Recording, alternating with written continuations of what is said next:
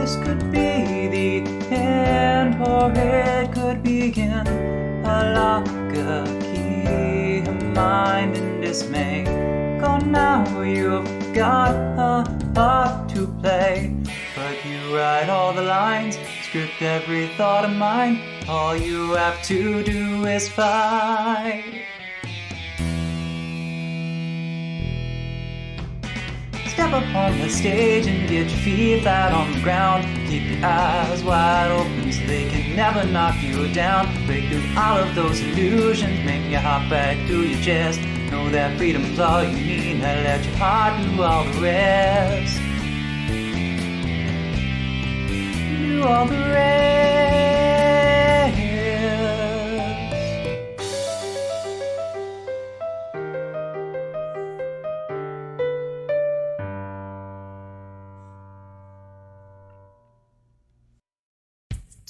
Doop-a-doop. Okay, there. Got some basic music. So, last time on Persona Virtual Temptations, all of you were going to college. You were unpacking your things, meeting your roommates at the Dreamer University. And here at this Dreamer University, you all, went about your merry way and went about your own things, whether it be, getting ready for archery or tech club or any of the other things that you have as hobbies.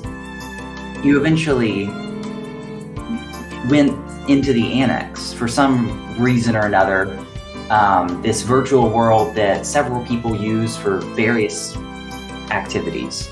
And when going in, you had a strange occurrence. You saw another version of yourself in some strange place, but then you confronted that other version of you and proved that you are the you that should carry forward.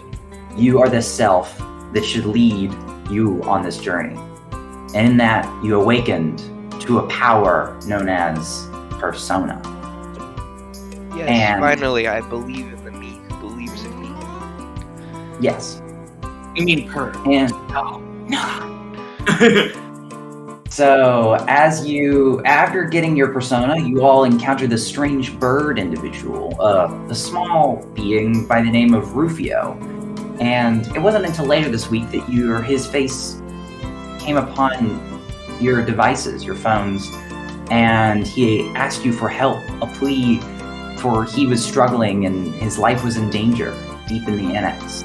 And all of you heeded the call and went into this world. Yes, so after awakening your persona and meeting Rufio, you therefore use this power to save this being in need. And after combating these strange creatures that looked mythological in origin, you found yourself now relieved but tired and exhausted in a way you've never felt before. Something you've never really felt in the annex, somewhere where your physical bodies don't exist, but somehow you still feel exhausted. And I swear to God, this blue door, this blue door pops up, and you go into it, knowing that it is something akin to a dream you've had in the past, as it offers you answers to these strange occurrences. It is now that you find yourself in this bluish room. I prefer purple myself. No, blue's not a bad color, but purple, that's where it's at now. You know what? I agree with you.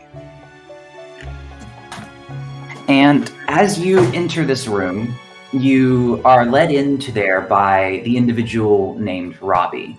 This rather slender, interestingly dressed, what seems to be attendant to this room.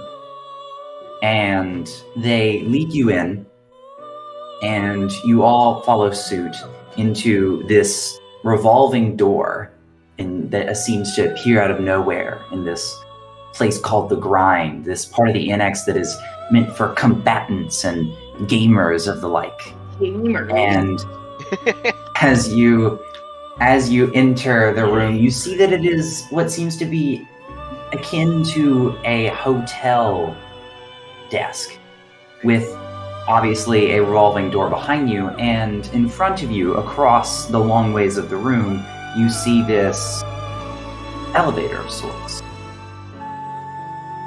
And at the table, you see the strange long-nosed fellow that I mentioned earlier. And he says, amongst a lot of other things, "There is much I have to discuss with you. And now, we will resume our story." What the fuck is wrong with your nose? Why is it so long? What the fuck? What? How do you read things? Do you just poke the book? Like, do you get ink on your nose when you're writing things? How can it be so long? Like, does it droop at all? How is it not drooping in your eyes? Do you need eye drops? What the hell? James, calm down. Look at him! He's terrifying! James, we literally fought a giant woman who had a wheel for her stomach. I think this is okay. She was kind of hot. This is like, what the fuck? Okay. Aside from the wheel thing, you know. What the fuck is that nose? I mean, he might be some sort of strange elf man. Why? Is he Pinocchio? Pinocchio, did you become a real boy? I will say the desk placement in the room is kind of odd, considering we walk into a side profile of him. It is something different. Oh yeah, I didn't notice that. Is this some sort of demi-plane? Are we like in another dimension? I thought we were Quite playing a VR perceptive. game. Oh yeah, we are playing a VR game. Okay, I guess I can accept the weird long-nosed dude then. Oh, I can tell you that this place is somewhere far beyond your game, so to I speak. mean, I had a good thing going accepting you. Don't ruin it. This place is between mind and matter, dream and reality. It is a place close to the unconscious mind, somewhere where I, hopefully, will be able to guide you to your final destination. But for now, this is more of a pit stop, a place where you can stop and rest, and I can aid you like a squire to a knight. So you're like our weird fairy godfather? That is a rather funny way to put it, but I guess in a way, that is the case. Oh, he's like the guy from the I'm not sure if bonfire. I like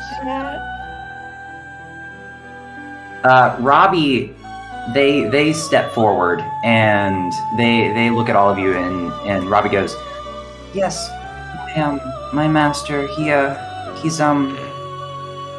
He can help you with the power that you've awakened to the personas, as one may call them. He can help you guide them to become stronger and eventually possibly contain more selves within yourself. But maybe I'm getting ahead of myself. I'm sorry." The last self that I contained within myself tried to lock me away in a room. Why would I want more of those? And Fair. Igor begins putting his hand. He lays one hand down and puts it on the table of the desk.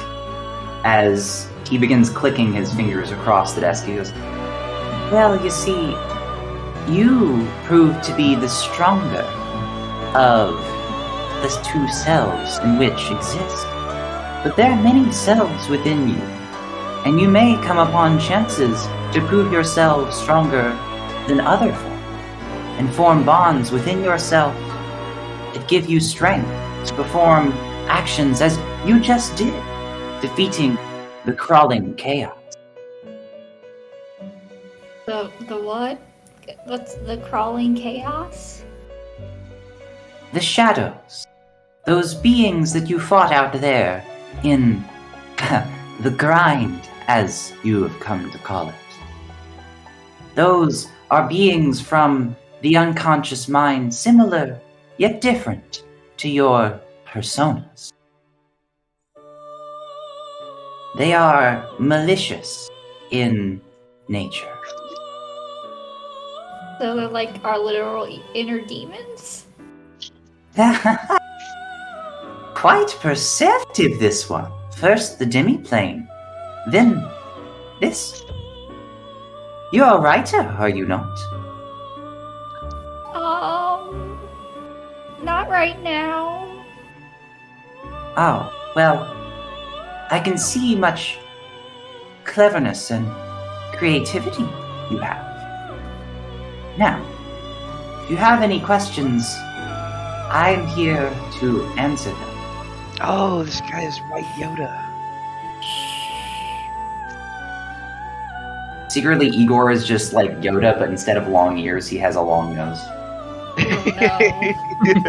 Don't like that image. Sorry, it popped And in my instead head. of being green, he just has bulging eyes. Mind and reality, this place exists. That's not the only thing that's bulging. My gosh. Okay, alright, yeah, Why do you I think have a Philemon question. fucks him? I have a question. Unfortunately, I don't think it's related to this scenario. It's more angled towards the group. I was wondering if we could have, like, another thing to call ourselves, because Jane and James are so similar names. Code names have become quite frequent among the Persona users. It is almost like a code name is another form of hiding your inner self and presenting yourself to the world, like a persona in reality. Right, what he said. I barely know you all. Who are you guys? That's a I good thought we haven't question. met each Yeah. other. I thought. Yeah, we've that never was the met thing. each other. I love how you Yeah. assume that we're friends immediately. Alright, Tommy so just I'm assumes gonna- that we're I'm gonna- already at the nickname. I'm gonna shake hands with Maverick. Hi, I'm James. I'm just gonna look over and I'm just gonna be like, yeah, sure, Maverick. And it's just gonna be a very awkward handshake as I'm just like, what the fuck? What the fuck is going on? Well, you know, maybe it's something we can think about if it's, you know, too soon. Have you guys never seen, like, any anime? You know, once you fight with someone, you're their best friend. You two are quite energetic. I mean, I thought, you know, since we kind of, like, got trapped here, and I'm pretty sure that, like, we're the only ones we know who are in a very similar situation, and, you know, life or death may or may not be on the line. We still just Formalities barely might met be each not. other. Well, okay, fine. My bad. Well, it is a good point. Introductions are in order, as I'm sure Robbie has already introduced themselves to you, but if I have not already, my name is Igor. And as I've already said, I am here to aid you along your journey. Well, I'm Lucy. This is all very strange. Why, yes. Do you remember? Memory is a funny thing now, isn't it? But, do you, and you see him take his long hand, his long lanky fingers, and point over to the chairs that are opposite him. Do you remember waking up in a similar chair? Sitting there as I told you some interesting things about your journey ahead. I remember seeing you in a dream that I couldn't change, so yeah, maybe. Why, you see, this place, as I said earlier, is between dream and reality. This place is distinct from your anime. but yet similar. Different ways. But you have been given a power which will be much needed in the coming year. Much terrible things, I feel, will come to pass in this world. But the power you possess is only one side of a grander coin. But if you have no more questions for me, you may exit out the door you came. And I will see you again, I am sure. But until then, keep in mind, your decisions shape the world around you. Okay. Even in the real one, not just the anime. Ah, man, consequences. My least favorite thing. And Maverick just be like, all right, yeah, cool, whatever, man. And he just starts to head out the door again. He's just constantly holding onto his head, and he's just like, what the fuck is going on? What is happening? I feel like I should point out he never answered my question about his nose. I feel like he's hiding something. Or it could just have been a rude question. Like, do you think he has to pick his nose more or less often? I think he's a supernatural being. I don't think he needs to pick his nose. Well, You don't think he has I think boogers? Well, first I think you need to ask the question, James. Is that mostly cartilage, or is it hollow? Igor, would we be able to check how big your nostrils are? Or, are they, just little dots? Or they, span the whole nose? Quite strange questions you ask, James. My nose is none of your concern. You should stick your nose in someone else's business. See, now I think there's definitely something up with the nose that's not telling us. I'm getting weird. I'm getting vibes here. I'm gonna get those answers someday, Igor. Not today. Someday. And James kind of pulls out a notepad and starts writing on it. What does James write? He draws a very, very bad picture of Igor. Really accentuating the nose, and has an arrow pointing to the nose, and has a bunch of has written nostrils ? Dark secret ? Among a few other random questions like that. All I thought right. you were about to say Among Us ? I was about to say Imposters? Chewbacca? I have two questions, and Jane's gonna point at the attendant and be like, who is that, and how do I get one of these person things? What? Oh, yeah, is What? Robbie That everyone else got, or those two got. And she's gonna point at Lucy and James. Or was it not Lucy and James? Or was it James and Maverick? I can't remember. Two No, people it got was Lucy and personas. James. Okay. They got their wind and fire explosions in the middle of the battle. Yeah, they Oh, awakened okay. their personas and we didn't. Well, I just did. are you asking this to Igor or Robbie? Yes, Igor. Or Okay. both. I don't care. Robbie actually speaks up. Robbie goes, well, you see, you've already awakened to that power. It's just, in due time, it will, when you wish to do something that you wouldn't quite be able to do with your weapons, that you wish to do something and your persona will similarly answer that wish. You see, they aid you in your attempt to achieve a goal. They are allies in this grand So endeavor. say I'm too short to reach the top shelf of cereal. Does my persona then come out to grab it? That is metaphorically, yes, but most of your personas are more magical in origin. I don't, yeah. And you see Robbie begin to kind of turn their head down and start walking on the other end of the table. It's like a stand in Odd's Bizarre Adventure. Oh my god, it hurts me. I think I've seen memes about that show on Instagram.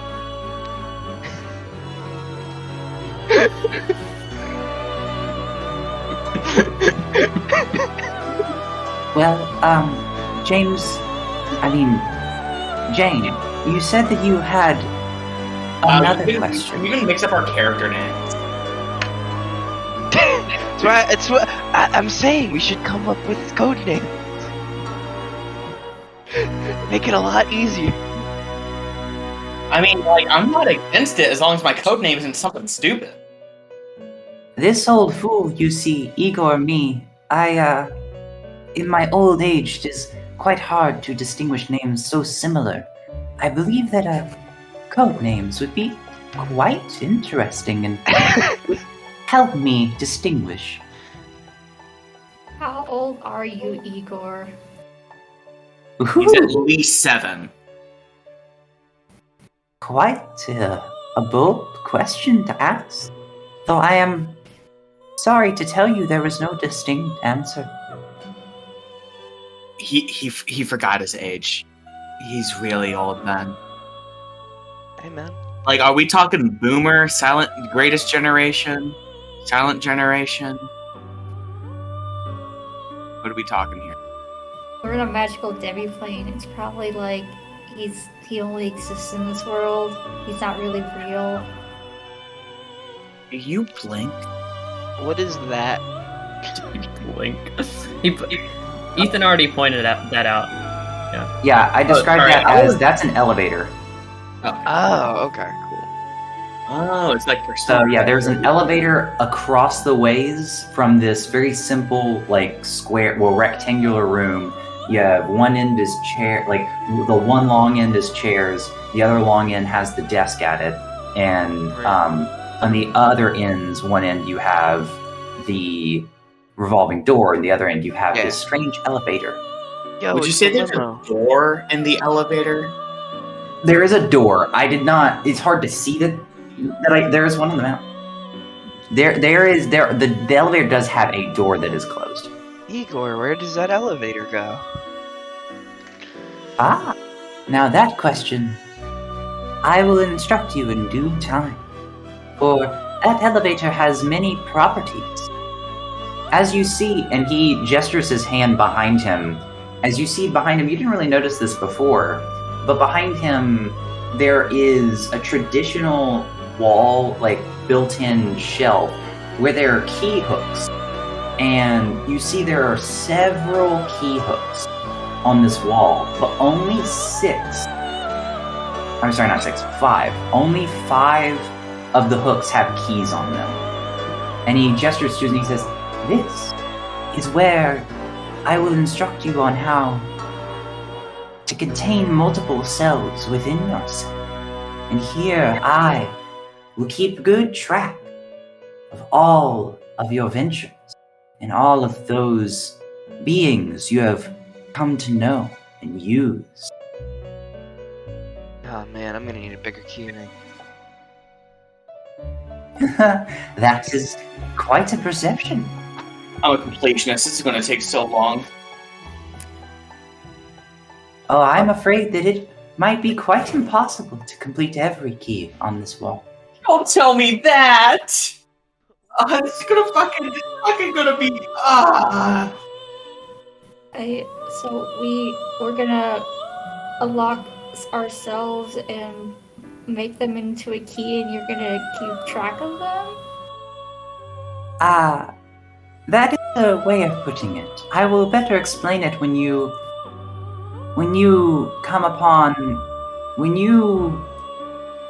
find your second self. When you see the beings that you encountered, the ones that you fought just moments ago. If you defeat them in combat, but do not outright eliminate them, you may have a chance of convincing them to join you in your grand journey. And it is quite a possibility that if you use your wits and your charm, you may or may not be able to convince them to join your side and become yet another persona in your arsenal. So it's like Digi. Oh man. Do you mean It's like Pocket Monsters. It's got more like pocket monsters. So, if there isn't anything else you would like to ask me, then I believe it is time for you to go further on your journey and take a few more steps towards the end. What is the end, Igor? It is something. Yeah. I only hope that it is in your favor. Do you I'm sure not it'll be know, fine. or are you just purposely not telling us?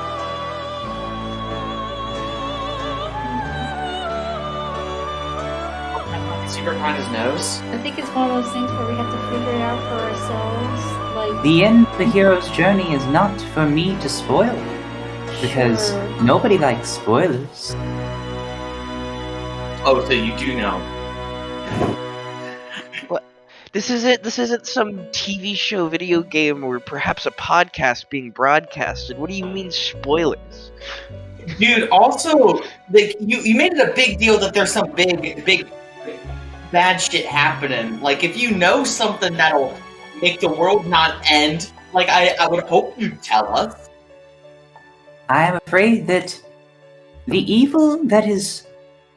You know, James, you are getting at something important. I actually do not know the evils that will come of this world, but every time before, in a world where personas and shadows are combating, there is some higher being, some power or force that is malicious in nature. I am afraid to admit that I do not know this force this time. And there have been times where said forces have defeated me and robbed me of my ability to guide others. Yeah, I feel like high schoolers would have an easier time dealing with this. We've had a lot of shit to do in college. He's got a good point.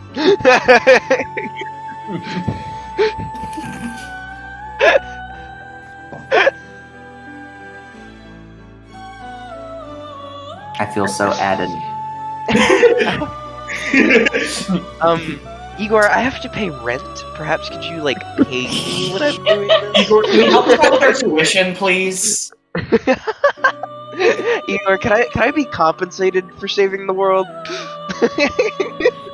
Dan, are you trying to get him as a sugar daddy? that kind of internship. No, guys, it's fine. Don't worry. Don't worry.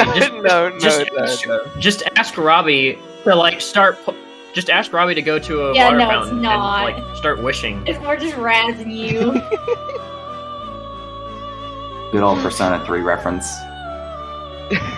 I'll just start asking the mascot for money. I'll just be like, man, you got like $20 I can borrow.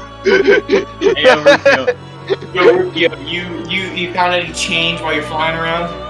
Hey, Rufio, my buddy. Yo! It's actually at this point that you guys Just see look at a car. Rufio. Rufio actually, like, waddles straight up to Igor. And I'm talking, like, right up on Igor's desk. And Igor, he sits... He plops his wing arms on, like, the table as he looks up, and he, like, puts his head on his arms, like, all cute, like... And he looks up at Igor, and he's like, "Hey, so, do you know who I am? Because, like, I've been trying to figure that out." And then Igor looks at the strange bird-like creature, and you see Igor cock his head as he goes, "No, but it does appear that we have some similarities." As he points to his nose, and then points to Rufio's beak, and then points back to his nose. And then Rufio just begins laughing. "That is really funny. But do you really not have any answers?" And Igor goes, I do not. But I feel that your journey will be discovering those answers yourself. And Rufio immediately waddles back over to the group with a giant cartoonish grin on his face as he looks at all of you guys. "Oh my gosh, guys, did you hear that? I'm gonna figure out who I am." Oh, I heard that. His nose isn't a nose, it's a beak. I was not aware. Oh my gosh, you're right. He's got a big nose. He has a big woodpecker. Worse. Maybe he's my creator, or maybe he's like my dad, or whatever. He told me that he doesn't know, so I'm gonna trust him. Oh. Looks more like a grandpa, honestly. Oh no, I don't want. That's fair.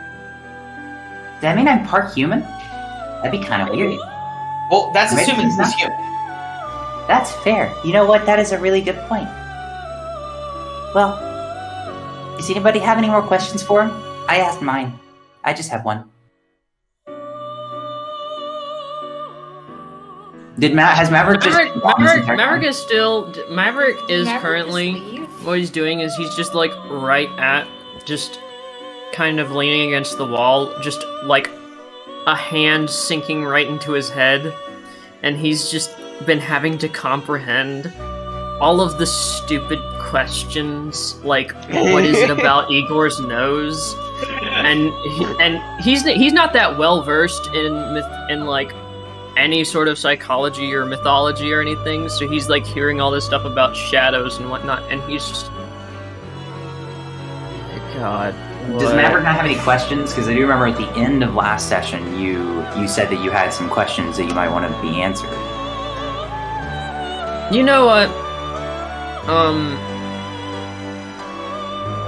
Maverick. Either Maverick is going to try and do some research on what a shadow is on his own, or he can ask them right now to Igor. It's up to you. I have a feeling Maverick is going to try his own way at first, and maybe on a subsequent visit to the Velvet Room, he might try and start being like, alright, what the fuck is going on? Alright. Anime bullshit, that's what's going on. I have a question for Igor. How do we leave? I do believe I have already instructed. There's a door. Go through that door. The door right behind you. And What? but will that take us back to the grind, or will that take us home? Which would you prefer? I'd rather go home. Then it shall take you home. Quick question though. If we want to get back here, do we have to like go to that place in the grind again and find this random door? Or? No, actually, this place is between dream and reality. Yeah, mine didn't matter. You mentioned. But here in the annex, you see there are velvet rooms in the beginning of things like frameworks, but the deeper you go, I'm afraid the connection I am able to offer fades. So, if you wish to go to the grind once again, you can enter through this door and essentially start here. Yeah, but which velvet room are you gonna be in? I am in every velvet one. room. What? What do you mean, which velvet room? There is only one. How could there be multiple entrances in multiple places? Oh wait, yeah, magic. I said earlier, this place is not bound by any location. Jane is going to touch the walls and see if they're actually made of velvet. They are. They're soft as fuck. I was about to say, I could probably be the one that tells you that right now. Yes, they are. Holy shit! James kind of like goes up like to one of the walls and like tries to like use it as like a pillow while standing up. Oh my god. James just gets sucked into the wall, just absorbed by the velvet. Lucy goes to the wall because she thinks that's what everyone else is doing, and honestly, she's curious as well. Yo, Igor, would we be able to like get in here from our rooms? Cause like I might want to like sleep. Do you have like a bed made of this stuff? Cause like, if you do, can I like just put it in my dorm? Cause like the college beds aren't that great. I can attest to that. This place is not a place of rest. As long as you are here, your mind will be active. This is a place of dream, but not quite. And therefore, you cannot get genuine rest in this place. Okay, but can I take some of this velvet out so I can sleep? I on am it? also afraid that This is the Velvet Room, and it contains itself and nothing else. You cannot take anything out. But how can it be the Velvet Room when there is no red velvet cake to be found? Well, I may or may not know a chef, and one day I may have red velvet cake in the future. Yo! Blue velvet, though? Well, he might prefer red. He likes the colors red and black. Oh, he's a Sith, I got it. I'm just gonna stare at Maverick. Lucy also has her head in her hands, being like, why are you talking to a supernatural deity about cake? Look, there's never a time not to talk about food. Oh, that was in my inner thought, you can't reply to that. Shit. Damn it. No. It was part of my grand plan, actually. Activated my trap card. I'm actually the magician, so I'm not gonna reveal my secrets. I'm the hermit, so you can't be friends with me. Yeah, my character's allowed to have box.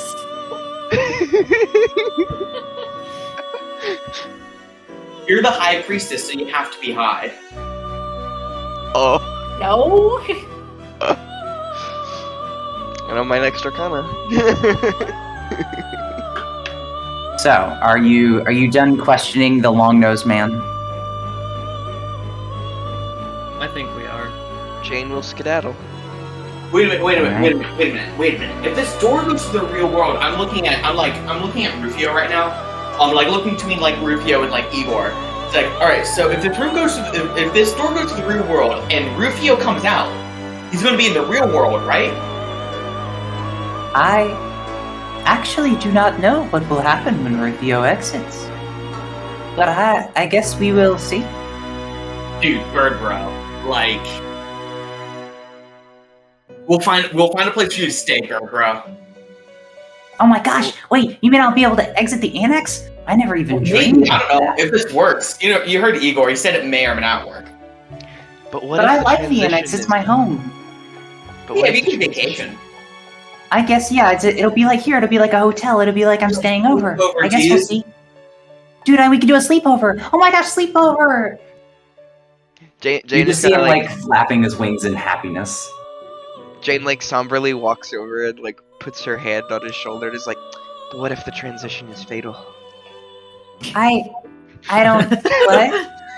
Yeah, but I don't want to die. I don't like death. But I'm alive. It'll be fine. I think I'll make it. It'll be fine. Yeah, it'd be really shitty if, you know, our new friend died like our second day of college. Rufio just like explodes as soon as he gets through the Rufio door. just died. Rufio just turns into a normal bird and can't turn back. So you see Rufio, he kind of looks at all of you with this big grin. Like I said, he's basically a living cartoon. I've kind of hinted at that last session, but I want to explicitly say that this time. Like he's like Morgana, where like more Morgana-esque. Like he's like a real cartoon in like the way that he's animated and the way he looks. So he's going to dash through the door, and as he does, like you see his legs do that thing where they get blurry and become a wheel. And his grin gets like Circle. awkwardly big. Yeah. So like it's a and- shit bird right now. Yeah, so he rushes through, and you no longer see Rufio. It was fatal.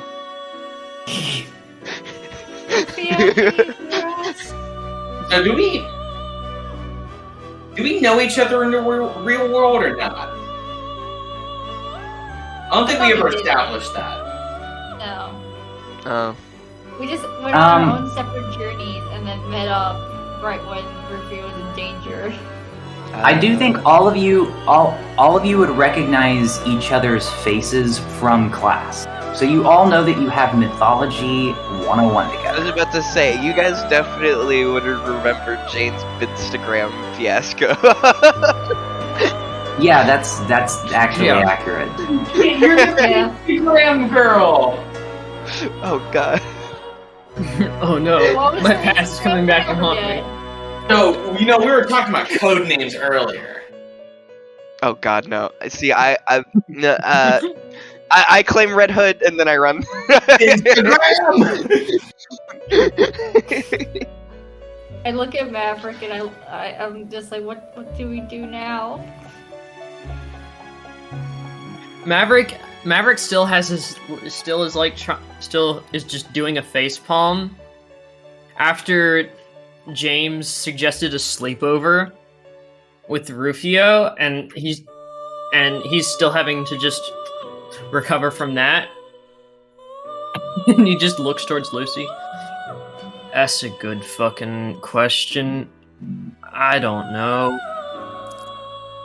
I guess we just should go back now.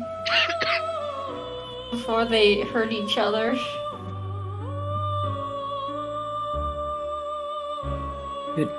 Good idea. Yeah, I guess we head out the door. All right. Sounds like a plan. So you guys head out the door, right? Including James, right? Yeah, I had run after Jane left, yelling about Instagram. Oh, okay, I see. So you guys all run through and Can I just say I love that it's called Binstagram. It's just utter trash. Yeah, fair enough. Awesome. I mean, yeah, you made that canon and it works. Didn't we like Instagram or something like that? Oh my gosh, no. I can't. Only grams. Only grams. Okay, before we get too far with this, before this podcast gets any more explicit,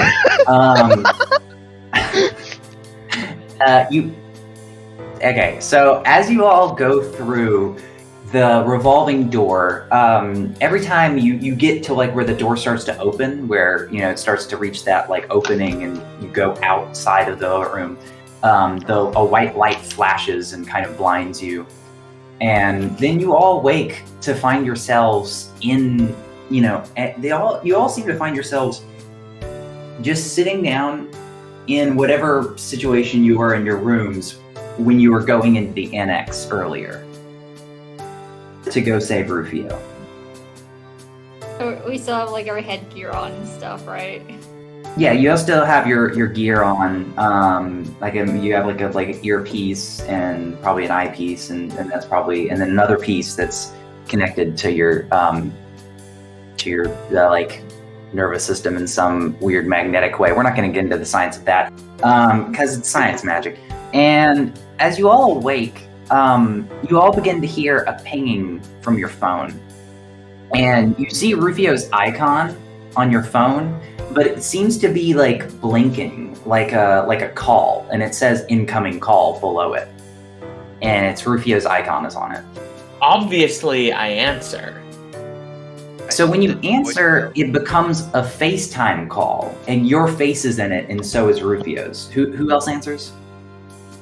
I guess I do. Just like, God, he's not dead now. Yeah, so you answer. Does everyone answer? I should just ask that blanket statement. Sure. All right. So once everybody Sorry. No, you're fine. Do you answer? I was gonna say that I sent it to voicemail. You really though? Do you really though? Well, it depends when he called me back. Yes, he does. Okay, He but sends I you answered another. the second phone. So he calls you back, and you all are now in like a FaceTime call, where like a Discord FaceTime call where you can see everybody, including Rufio, and Rufio seems to be inside this little box. His background seems to be like white, and he's like, "Hey guys, I think I'm in your phone now. I don't know how. It's really weird, but He's been think I- Sophia. No. Oh no, he's been Sophia. And it's kind of weird. I don't think I can." And then he starts pushing out, and he's like, "I don't think I can.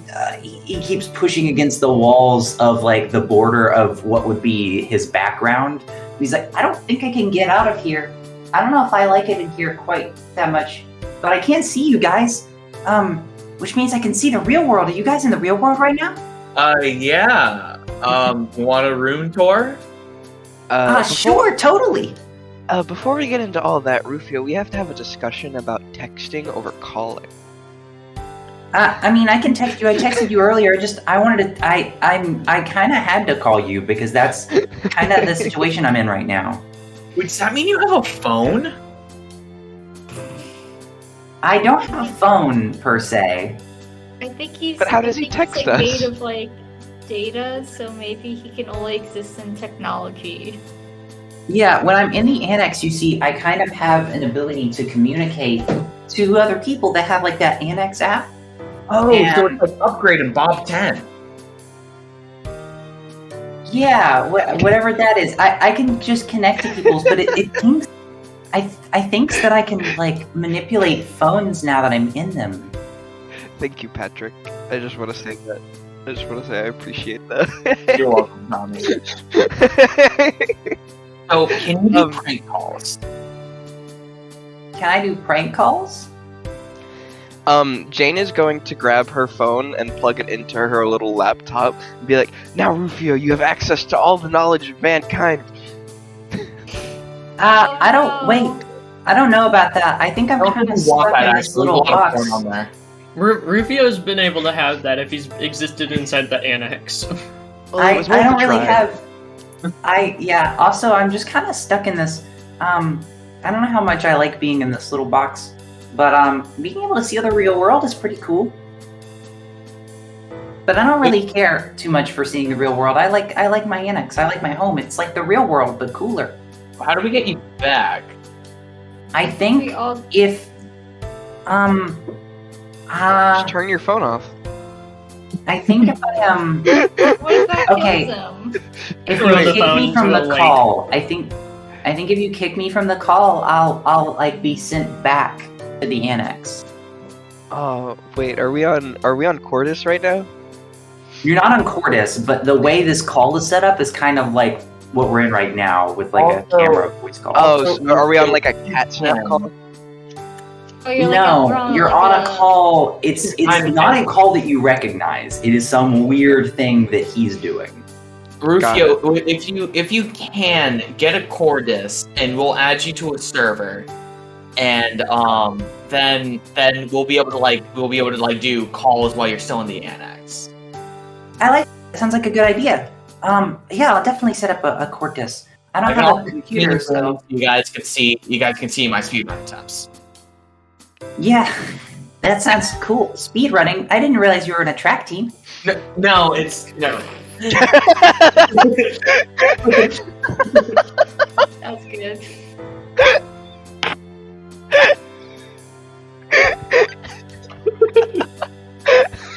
Can I just point out? Can I just point out that Rufio needing to sign up for a Cordis account means you would have to use a keyboard. Oh, wait, no, he has to prove that he's not a robot. How is he gonna do that? He passed the where I was. Can Oh my Rufio gosh. What he pass does the is he recap? calls us during. He texts us like pictures of his "I'm not a robot" thing, and we do it for him. When we go in the annex and help him set it up, like we take him to where like I had all those computers with my other self, and we make a Cordis account on one of those. That may or may not be the way you have to do it, actually. It's like one of those with like either the squiggly letters or the ones where like pick all those words with a stop sign. And he's like, "What's a stop sign?" Oh, the one knows with what a stop squiggly sign is. letters, Tommy? Oh. No, we're not going to talk about that one. All right, so So do you guys disconnect? Did any of you disconnect him from the call? I go like, "See you later, bird bro," and then disconnect.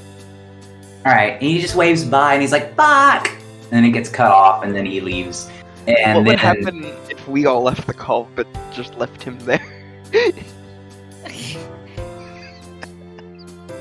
That would be I neat. don't know. It's so Dude, mean. he just get trapped in purgatory. Yeah, if we left the call and then our phones broke, he'd just be trapped in purgatory forever. He'd be trapped in that box. You know, like that episode of SpongeBob where like Squidward was in like that white void. Oh yeah. All, So you kick the call. Does everybody leave the call after he gets kicked? I guess so. Yeah. Almost immediately after he gets kicked. So Alright. should we make a study group? I guess since we're like already doing weird grind shit. A group me. let's make a mythology 101 me group. Yes. Sure. I guess All Matt right. won't be in it since he left already. Go with Adam later. Oh wait. Did Well, you were Maverick the one that leave- left. Wait, did you leave the call already? He left. Yeah, and so did He James. left right after I kicked Rufio. Yeah, I thought we already Ah. did, but then James asked that question, and I was confused. Well, yeah, that's true. Yeah, sorry. I think everybody has left, so I don't think you guys can set up that like group, that me group Oh, okay. yet. It was mostly I'm yeah, sure no. James could like hack into our emails and find our phone numbers and make a thing for us. Okay, I- hold on. I don't think I can actually. Come on, you get Um, an MSMS level 2. I'm sure he'll I'm find not a way. Futaba. to the Pentagon. So I'm gonna describe as you all wake up, from this weird dream-esque experience, and after this call with Rufio, I would like to describe each of you. There are some situations that you enter in your room situation. Oh boy. And for Connor, you hear your roommate is now playing like some very kind of sad piano music in the background, and like you can kind of hear it. It's not as loud as the bumpin' music like last time, but it's some quiet piano music. Once again, you imagine it's to help them study. Okay, so it's not like some Panic at the Disco type shit.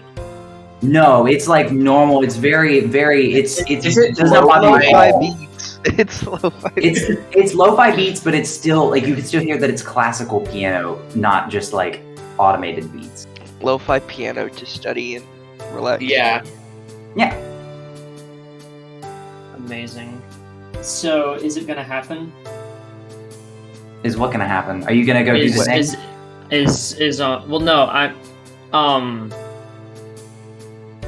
am I gonna get a flashback to immediately to Igor telling me that the links that we form in the real world may or may not have an effect?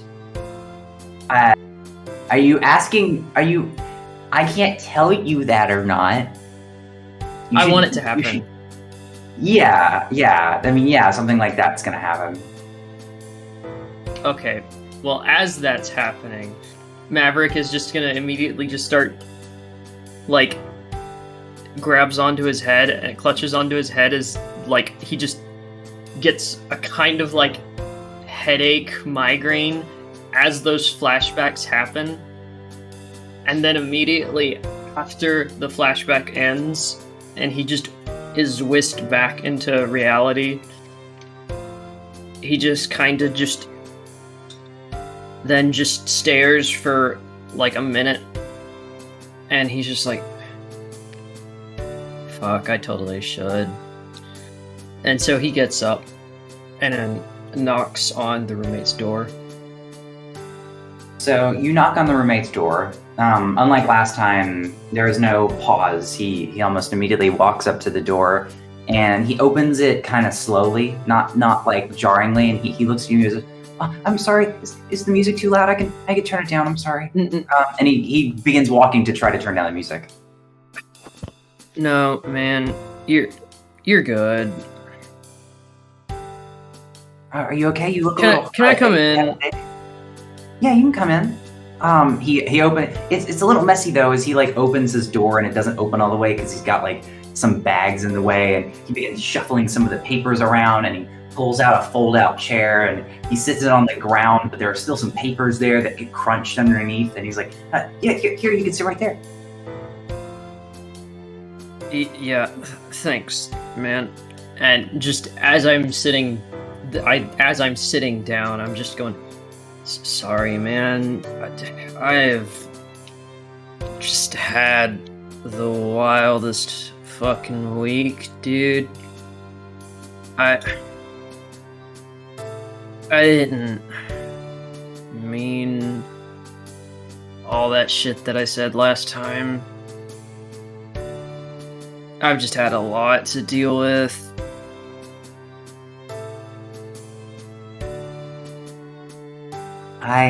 I feel you. I have to deal with a lot myself.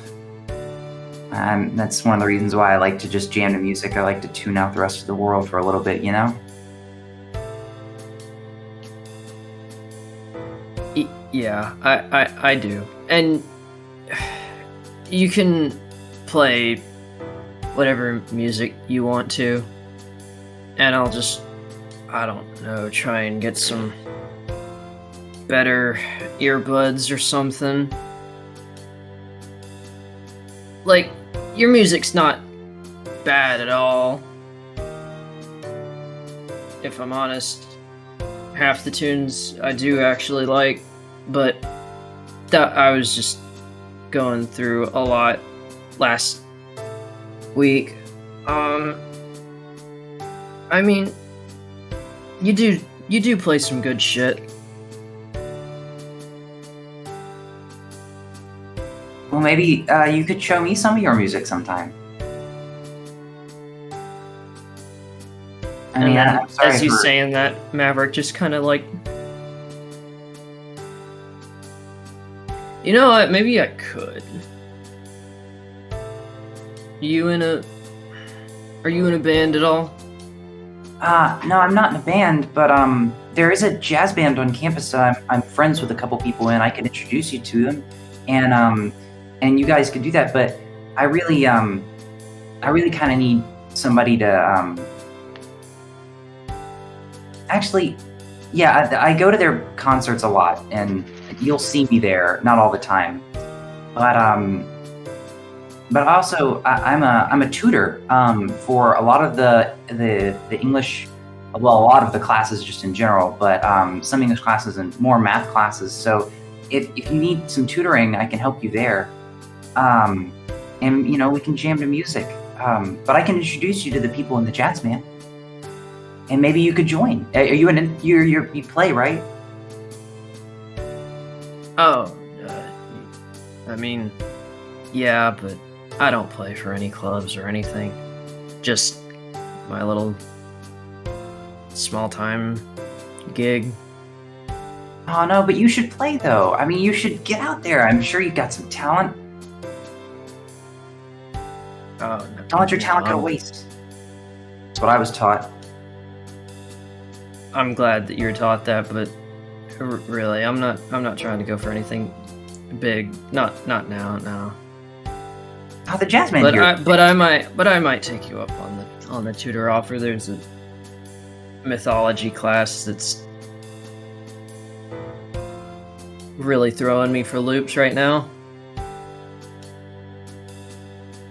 Fair. Well, I actually been wanting to join the jazz band for a little bit, but I was afraid because I might need a tutor to help get me back up to speed because I haven't played in a while. Would you be willing to, I like teach you a little bit of academics and you teach me a little music and we could both join the jazz band? If I'm gonna join, which I've been wanting to, it's just haven't had the time. Haven't had time for many things, but if you'd be willing, you could teach me a few things, and I could teach you a few things for academics. I'm a little bit of an A+ student myself.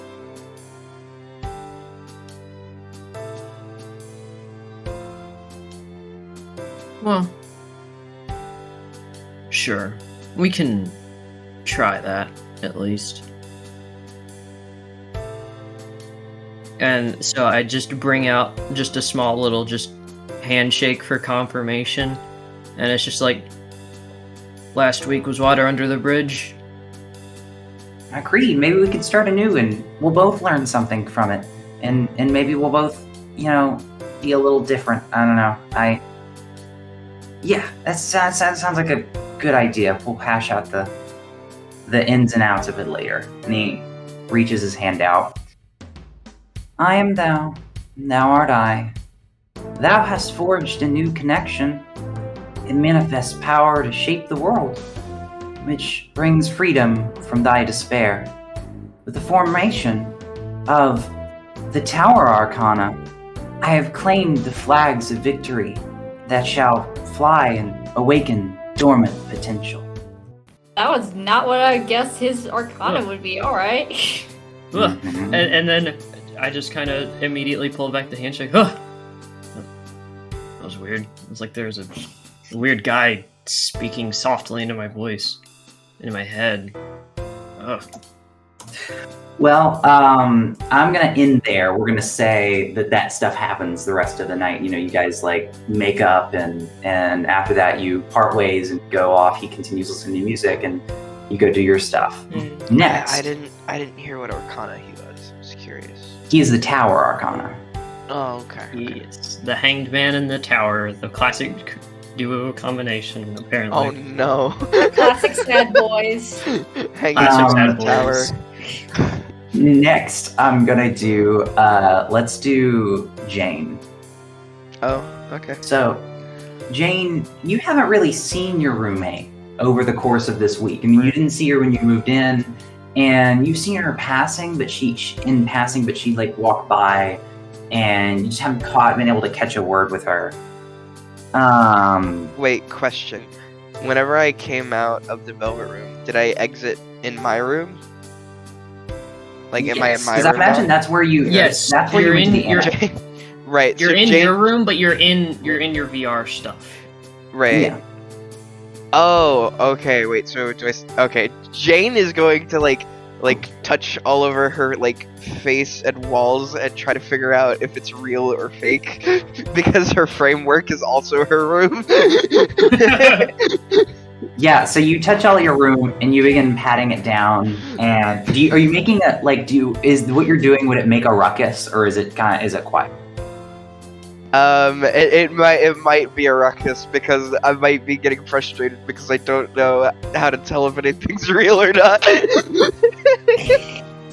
So as you make a ruckus, you hear your ruckus is interrupted as you hear a little bit of sobbing from what you assume to be your roommate's room. And you make a as you get done with this ruckus, and as like that, like you maybe move a shelf or something like that, and the volume of your shim sham begins to go down, you hear what seems to be a weeping coming from your roommate's room. Okay, well Jane breathes a sigh of relief as she is now certain that she is within reality, and then goes to like check what's happening. So the door is cracked to her room. Okay, I'm going to politely knock. So you knock, and as you do it, you're kind of a strong person. So as you knock, it actually opens the door a little bit. And you see that she is... Yeah, no, it's fine. She's... Dramatic effect. And you see she's at her desk. Her stuff is obviously unpacked by now. And she seems to be reading some piece of paper. It looks formatted like a letter, but it's handwritten. And there's a singular lamp. And she seems to be just reading it and kind of just looks at it, and she puts her hand down, and you notice that there are some tear marks on the paper. And that's off to the side, whereas like her whole body is actually like she's sobbing with her head in her arms on top of the table, just leaning over.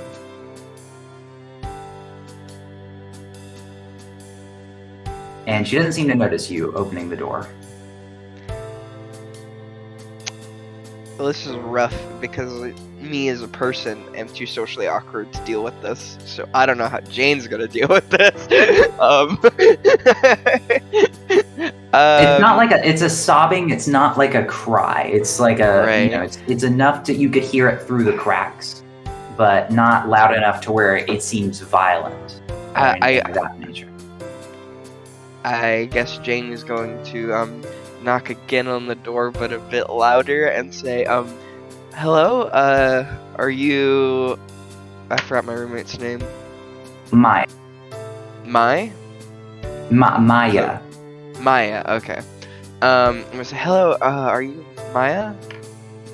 Oh, yeah, sorry. And you see her wipe her tears from her eyes almost immediately as she lifts her head. Yeah, I'm fine. And you see a large fake grin curls across her face.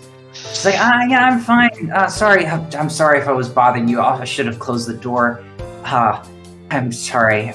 She immediately grabs the paper that she has and flips it over. I'm quite sorry. But I haven't talked to you. I bet you're quite weirded out by my accent.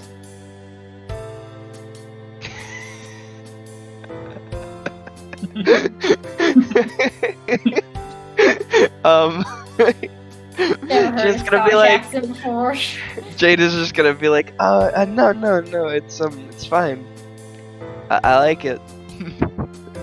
Oh, okay. Well, yeah, I immigrated from Ireland. Yeah. I haven't seen you much. You're Jane, correct? That is true. Yes, I am Jane. Oh, well, that's nice. What is your major?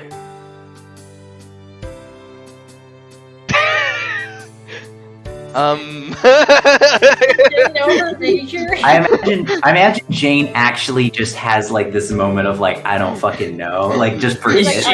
Jane undecided? Jade is gonna go. Jane is okay. I'm gonna say it is canon that Jane is undecided. I feel like that's Jane's just gonna be like, accounting. Oh, okay. Well, I'll I probably see. change it later. I don't know. That's fine. I'm a social I'm a social sciences major, and I was wondering if I haven't seen you quite frequently, but are Yeah, you? I heard that you were very busy. Yeah, I am quite busy, but I was wondering if I was wondering one thing that I was hoping I would be able to find in a roommate is someone who would be willing to listen to my speeches. You see, I'm taking a lot of communications courses, and I'd quite like to have somebody that I'd be able to practice my speeches for, and possibly have them read them as well. But someone that could hear me perform them, because it is my major, and I take great pride in it. Yeah, totally. We can do that. Sure. Also, it just I get lonely sometimes doing all this work and then coming home and coming to this dorm, and you're normally asleep or some other matter, and Honestly, I'm surprised that you managed to put away all of those boxes. Man, I walked in here and I swear it was like a maze. yes, I have quite a lot of things. A lot of them are books of mine that I read. Lots of history books, and yes, yes. If you could do that for me, I would quite like that. I would quite appreciate it. Just an excuse for me to get to know my roommate, you know. Right. Here, so we can stay in contact a little more. You should add me on CatSnap.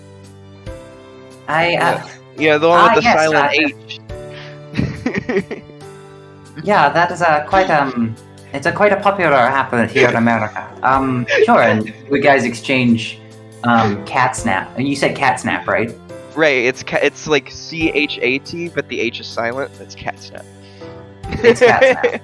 Cat snap. It's a company from a different country, so Right. that's why it's spelled cat. I mean, that's why Yeah, it's said cat. it's like a Scandinavian country. Maybe Yeah, from Denmark. Of course. So you guys, she goes to like shake your hand. She says, "I am, as someone who studies a lot of public speakers, I like to form a lot of bonds like this with a firm handshake. Something else I need to practice." Yeah, sure. And then I'm going to grab and shake her hand. You do that. Roll for firm. How firm is her handshake? Her handshake is not that firm, especially compared to yours. Do I crush her fingers? I'm just kidding. No, you do not crush her fingies. I'm joking. But what does happen is, you hear a strange voice in your head. And then I'm thou. Thou art I. Thou hast forged a new connection. It manifests power to shape the world, which brings freedom from thy despair. With the formation of the Sun Arcana, I have claimed the flags of victory that shall fly and awaken dormant potential. Awesome. All right, Jane's gonna look here and be like, that was a great speech. Yeah, I like that one.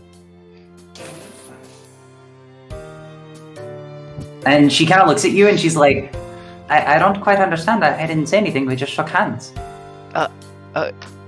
Sorry. Guess I'm just hearing things. Don't worry about it. Oh, you should probably get that checked out. Yeah, it's I think I've been hallucinating like the past couple of days. I'm honestly unsure at this point. I mean, in a summer class of psychology, college course of psychology I took, we learned a little bit about schizophrenia. You should definitely get checked out just to make sure that you're not of that category. Oh God! You just gotta think we're all crazy. Jane's off her meds.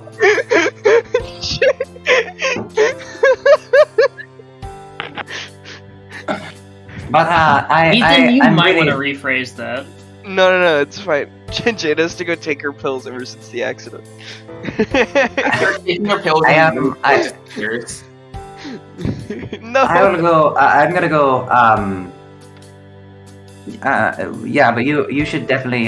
Yeah, I'm gonna go continue. I think I need to get some rest. It's about time that I go to bed. Yeah, that's fine. And hey, if you ever need like help or just need someone to talk to about something, like right over there. Thank you. I haven't I've had trouble making friends with people that I could actually talk to about my my feelings. I quite keep them reserved because I give myself so much to others. But maybe one time. We'll see. And you see once again she kind of smiles that half fake smile, but this time it seems to be a little bit more real. And she walks back into her room and the doors close. Next, They were roommates. They were roommates. So now we're gonna go Ethan's crippling addiction to having one Scottish accent person in every campaign. It's Irish, motherfucker. It's very much not Scottish. Yeah, Scottish is a lot more angry. Yeah. It sounds a lot more like German. Yes. It's weird. Another Scots. You Mary Queen of Scots? I am. Also, there's a reason, Kaylie. I don't want every character to sound the same. So accents. So we're gonna go to James next. Alright. So you get to your room and your roommate is there. But he seems to be you hear him and he seems to be gaming in some sort of game. Oh fuck yeah! I kind of like peek my head in to see what he's playing. All right. You peek in and you see that he is.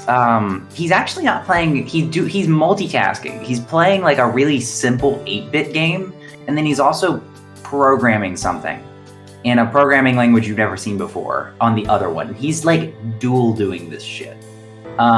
It's kind of like magic. You're kind of mesmerized.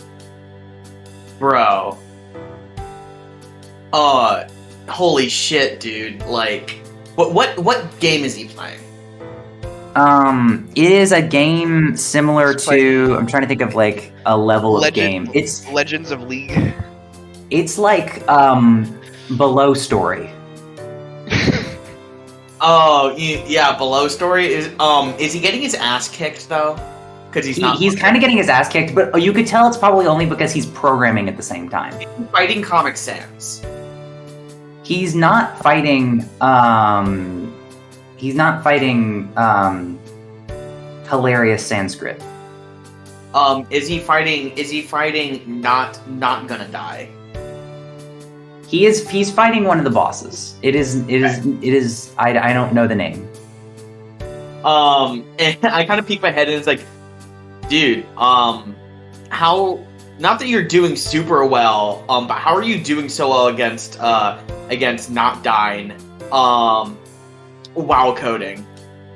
So he doesn't even notice that you're there because he's got some big ass headphones on. I just kind of like drag a chair into his room and like sit there and watch. All right. Yeah, but I kind of like wait until like he dies. Next time, then I like walk up to him and say, like, "Yo, what's up, dude?"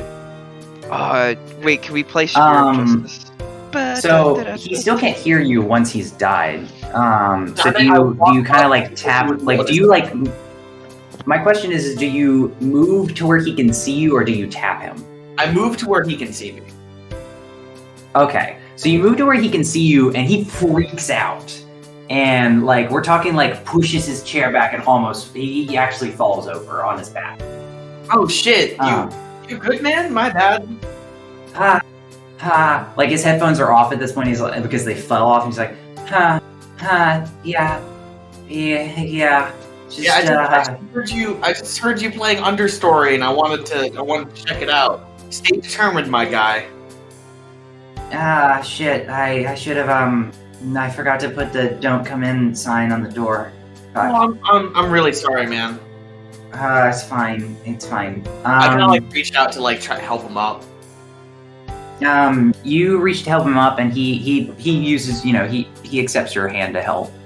Yeah. And he gets up and he's like, yeah, can we talk later? I'm really, really into the jams right now. No, I get you. I'll just be in my room. I'm going to be playing some Tales of Rising Up. Oh, that sounds like I've heard that game's really good. It's a great part of the Rising Up series. Yeah. But yeah, I gotta get back to the game, so yeah, if you could just leave me be, I'm sorry.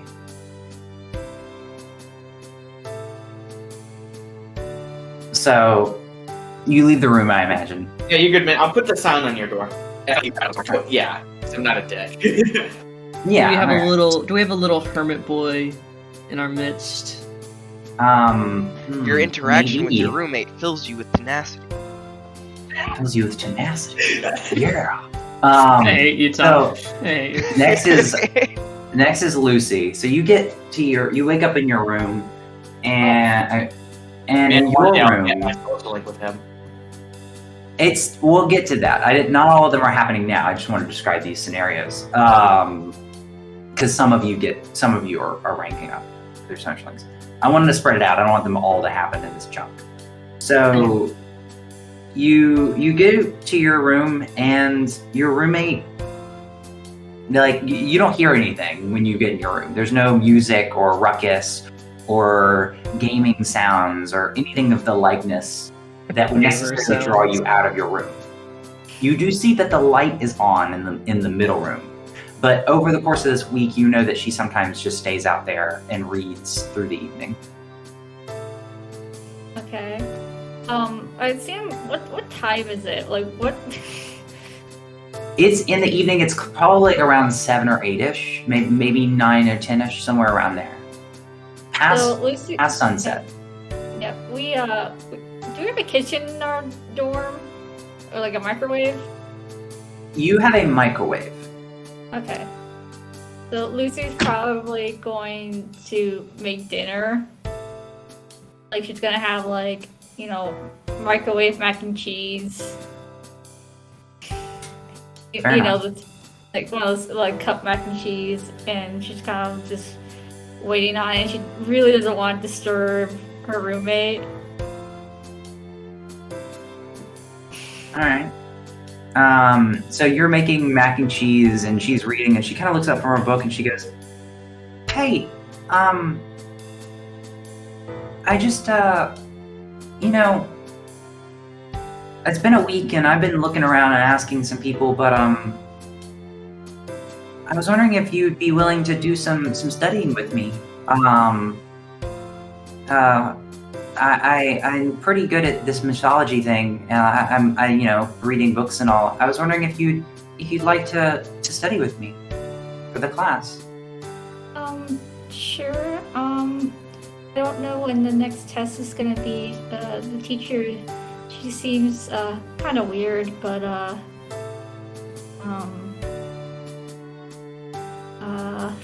yeah. Well, I think that would be pretty nice, and maybe I could talk to you more about my books that I've been reading. I love to just be able. I don't have many people that are willing to listen to my book rants. They normally tell me my books are bad, and I don't like that. I really want to talk about my books to somebody. I was wondering if you'd be willing, but if you're not, I understand. I mean, like, I'd be willing to listen.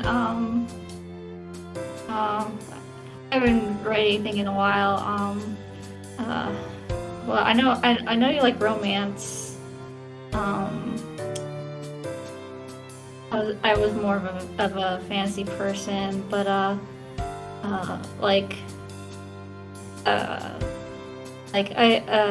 my uncle, he knew a lot about like what makes a good book. Like he always could like look into a book and see which one would be good and which one are bad based on how the author wrote, because he always said that you usually could tell if an author is doing it because he likes writing, or if he's doing it to make money. It's the same way with romance books too. Yeah, you could always look into a book and see if someone is just trying to make money. I can probably tell you about some of them. I don't remember a lot. That'd be awesome. Wait, what's your last name again? Abante? Abante. Wait, yeah. Speaking of Abante, wait, so your uncle was Abante. Oh, there's a book club I'm part of that's actually going over one of his books. They're going over it next week when the club starts. Would you want to come with me?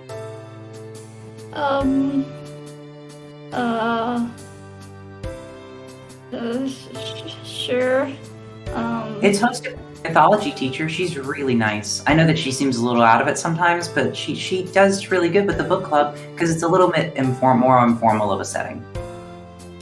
Lucy's just kind of panicking, but like she's No, conflicted. you don't have to. There's no obligation. There's fine. You don't have to. It's just a suggestion. Either way, I think we'll have a fun time studying with each other for mythology. But if you would like, the book club is there, and I'm sure you've already read the book that they're talking about. That it's made by your uncle. So I mean, I think it'd be nice to hear all these people talk about it. Maybe another week. But we can definitely study. Okay. Well, here's my you know what?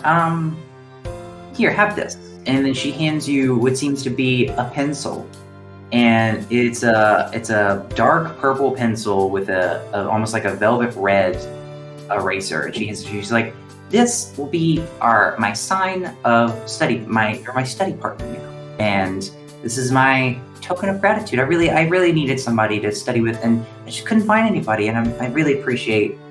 I've been thinking about who I would get, and if I finally got somebody, I was going to give them this pencil. And what do you know?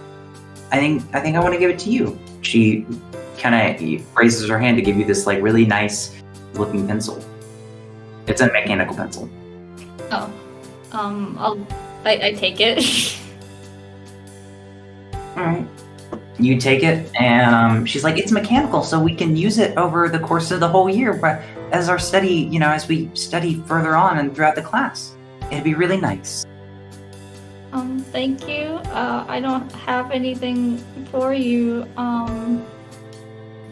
Do you want some mac and cheese?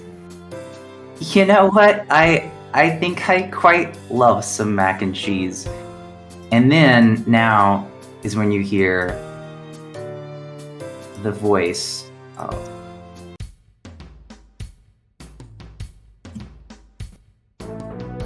you begin to hear, "I am thou, and thou art I. Thou hast forged a new connection, a manifest power to shape the world, which brings freedom from thy despair. With the formation of the Lover's Arcana, I have claimed the flags of victory, and it shall fly and waken dormant potential."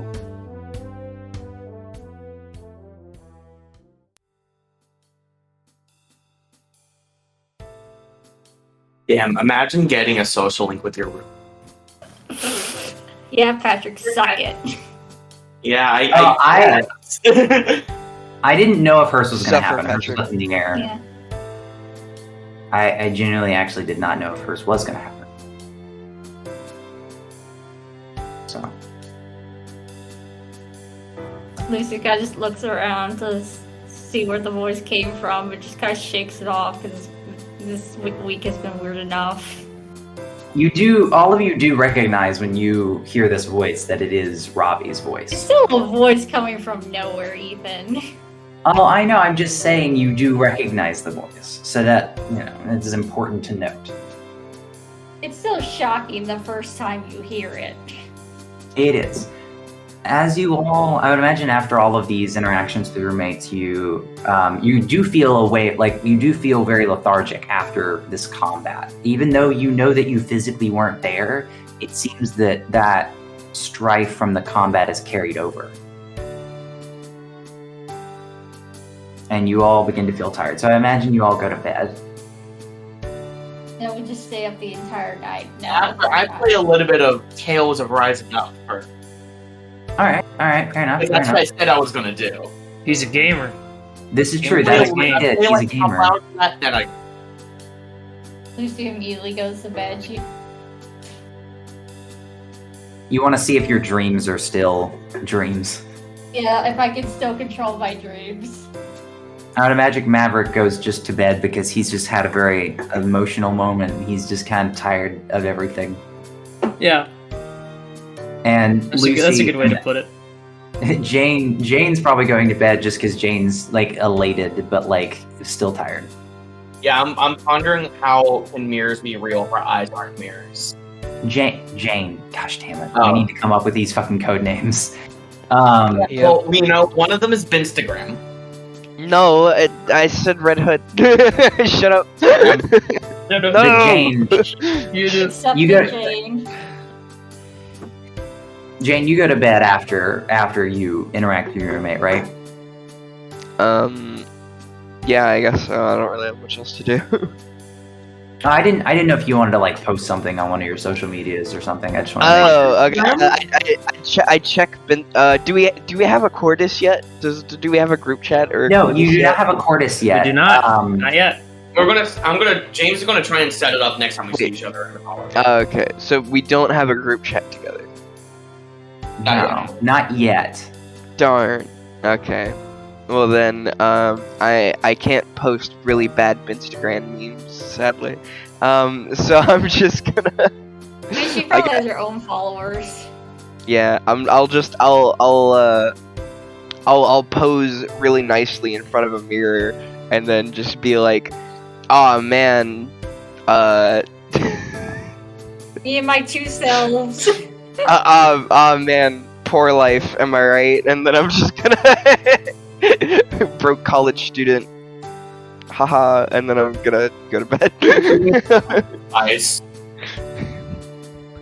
So you do that. You make your post for the night. You do that. You do that, as a famous Crittenden once said.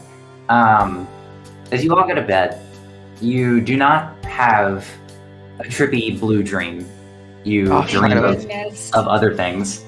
God But damn. as you awake at different times to go to, all of you end up going to yet another class that you have together. Wow, this is extremely Coincidental? coincidental Yes. that all these college kids with completely different, well, mostly different majors. Yeah, I thought we had different majors. How are we all in the in same class? classes at the same time periods. So, you Wow. guys want to get Cordis? Hold up, but I haven't described. You haven't seen each other yet. So you all go into. You all wake up in your various ways. Unless you guys want to describe your various ways, we can move on to the next thing. I backflip off my bed. Pretty epic. Pretty epic. Par for the course. Practicing for that for James. days. Hold on, no. He needs to roll an athletics check. Yeah, I roll. You gotta roll an athletics check to do that. What am I kidding? Go ahead and roll an athletics to. Yeah. to I was waiting. I was waiting for Nasty. that. I wanted the first roll of the. Holy shit! I don't have a negative, so that's a 10. oh shit! That is pretty. I wanted him to break your back. He So did rolled I, like a 2 and That would've been he rolled hilarious. like a 0. Break his neck. He dies, has to make a new character. Yeah. So you do this sick backflip. Does anybody else want to do anything, or are we gonna move on to the class? I'm not. I wake up and take my normal just woke up like this picture for my Instagram. Yeah. Oh, I thought you were gonna say you're gonna take your You pills. take it like Yep, 20 minutes yep. after you wake up. And I show up to class 20 minutes late because I had to get my white chocolate mocha frap from Barstucks. Oh But- my god. But Tommy, do you take your pills alongside your white mocha? You're not supposed to drink coffee with medicine. Jane's gotta get her normal pills What? in somehow. What pills, Connor? I forgot about them. Oh no. The pills weren't real ever. Oh, they were no. they were part of the hallucination. So, you guys go to your chemistry class. It's a chemistry lab, and a lot of majors require you to take at least one science course. So you guys are just taking chemistry because it's one of the most basic, and it has a lab. And Most Say that chemistry to labs, Say that again to week state. After first classes, for sure. what was that, Kaylee? I said most chemistry labs don't happen until like the end of the first month, but sure. This is true. We're not gonna get into the fact that like that's trippy. It's the same for physics. We're It's just gonna syllabus day. It's syllabus day. No, It is syllabus day. That is true. I have gone to a chemistry lab within the first week for a syllabus, and then not gone for a month. So you guys go in, and you go in different orders. Obviously, all of you getting here at different times and depending on your different schedules. But eventually, you all notice that you're all there in this one class, and Like fate has decided we're going to have to study together.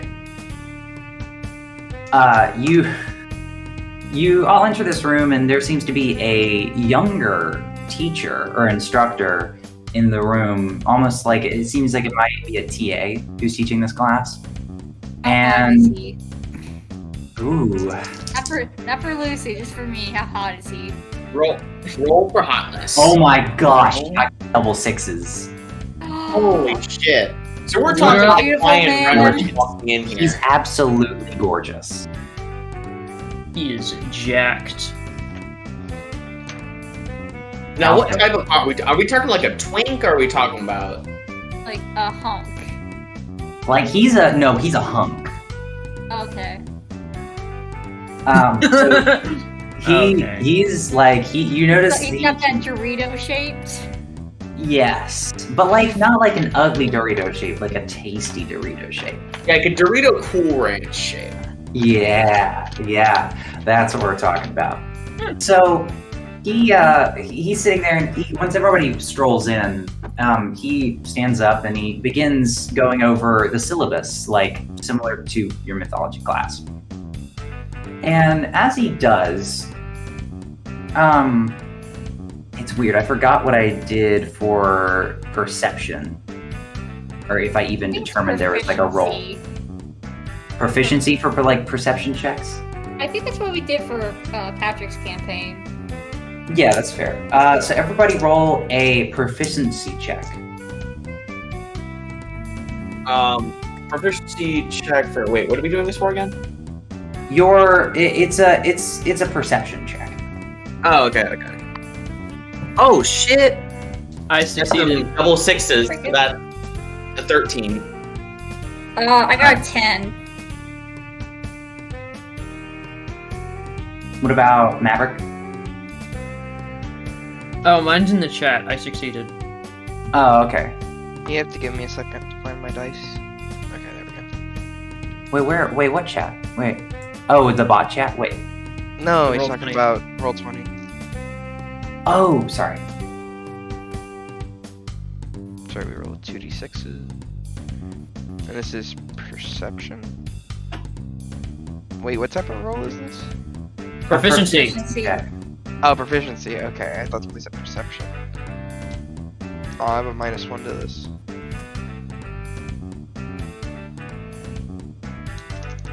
Maverick can't see anything. He just needs glasses. Yo! My -1 got me a 7. Which means I get a wild card.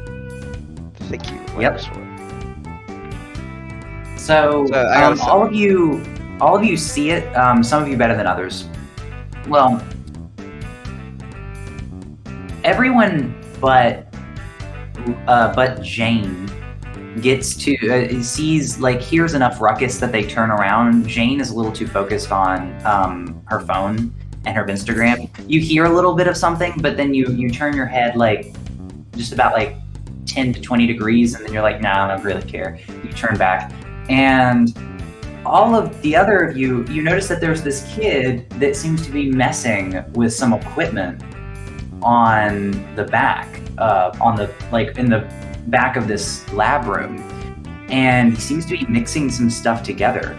And oh no! As you see him mixing, you see him. He seems to be doing. It seems he's almost like doing a dance. It seems like he's very much enjoying himself. And as all of you turn around, it's enough that the instructor, who currently had his eyes more so on the syllabus, looks up and sees this. He's like, "Whoa! What are you doing, son? Kid? What are you, homie? What are you doing? Stop! I don't want you. I haven't even gone over all of the rules for what you're supposed to." Oh no! And you see the instructor's eyes begin to widen as he sees the types of things he's mixing, and you can imagine whatever it is, it's not good because It's Franz mustard gas. I was about to say, is he mixing ammonia with bleach? And as he No. begins mixing things, then there is a cabinet behind him that seems to be open for some reason. And he grabs it, and then he grabs a powder from the cabinet, and he puts the powder into the liquid, and it bursts into flames. And it doesn't hurt anybody, it just catches on fire. And it catches a few other things on fire, but quickly, this strong-armed TA rushes and, goes through the proper procedures to putting out this fire before it even makes the alarm go off. But it was a pretty big flash of flame. And immediately he looks at the kid and goes, "Go, leave." now. I hope you don't get suspended, but I'm reporting this shit. And you see the kid just smiles even brighter after he hears this. And the kid looks at the whole classroom as if he just performed some production of a play. And you guys all notice this, more so the 3 who succeeded on their proficiency checks. His eyes are not of any natural hue. They're yellow. Oh, And fifth floor. he rushes out of the He room has jaundice. with a smile. You see that, you just see this big, beautiful TA cleaning all these, all this mess that's been made. He's like, you guys can leave for the day. It seems that you can just read the syllabus later. I gotta clean this shit up. Fuck. Giving up yourself to your true self will give you powers many deem unnatural. Good God, that of course my many abilities are considered to be unnatural. I kind of go over to everyone else like, man, what a dramatic bitch. Could achieve the same thing with just a match. It's lighter fluid. Didn't have to mix all that bullshit to do that. Anyways, you guys see the jaundice eyes? What? Sorry, no, I was stalking Yeah, my ex's Jaundice, Instagram. I was stalking my ex's Instagram page. As you hear, I do want to mention before you leave, those of you once again that have proceeded on the check, as you see him walk out of the room, this kid, as he turns around, and he actually hears your comment. Do you actually say that, James? The match and gasoline comment? That was like after the TA said that, hey, we're leaving, which after that dude was gone. He was leaving. He hasn't left the room yet. Because he's like I said, he was kind of posing as if he had finished a play. Okay. I mean, you can, if you were waiting to say that until he left, that's fine. I would imagine by the time the guy starts cleaning up, then I round up everybody, he would already be gone. Okay, well, Yes. before that, this kid, as you see him turn the corner, after he's done with his posing, notices that nobody looks at him with any type of excitement, any type of joy. Everybody, looks at him like, the fuck did you just do, dude? Including you guys, I would imagine. You see him turn around, and his smile quickly turns to an angry frown. And he storms off, and you hear underneath his breath, he says it underneath his breath, but still loud, says, but the TA can't hear him, because the TA is muttering to himself, like, what the fuck, I can't believe we can't fucking do this. You hear him go, just want to burn the place down, and then you just see him walk out. I think that kid's an arsonist. We got an edgelord on our hands. Should we tell the lab instructor to lock away all the flammable chemicals? Honestly, I don't know if we know enough to be able to help him. He seems to know what he's doing, and shit, man, doesn't look bad to watch him work. He could burn down the chemistry building. Oh, you mean the guy? I thought you were talking about the TA. No, I don't think the TA is gonna burn down the Okay, all right. Yellow-eyed kid. Oh, that guy with the jaundice eyes? I mean, Yes. I don't know. I mean, it looked like he had a lot of chemicals to achieve what he could have just achieved with some lighter fluid and a match. So I'm not too concerned. It's not the way he did it. He seems to very much want to burn this place down. Well, I heard that if the school burns down, we all graduate. So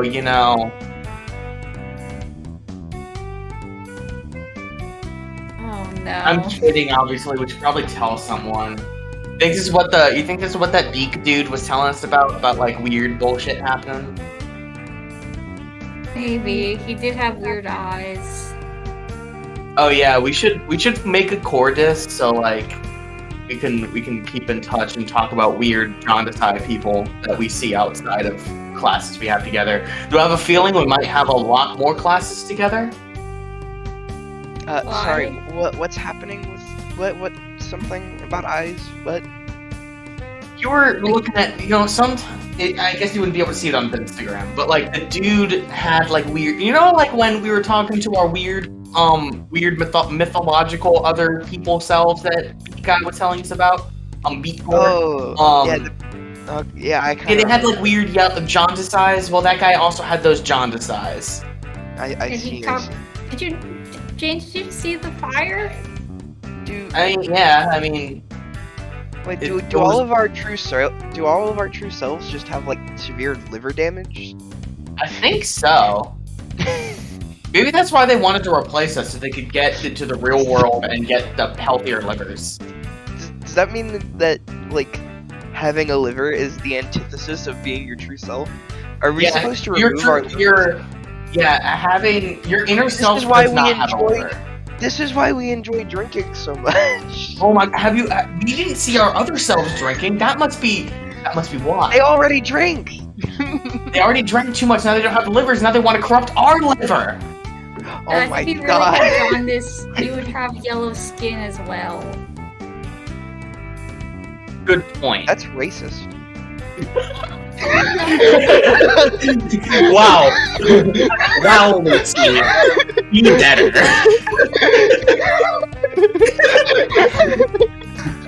Lucy, that's the race.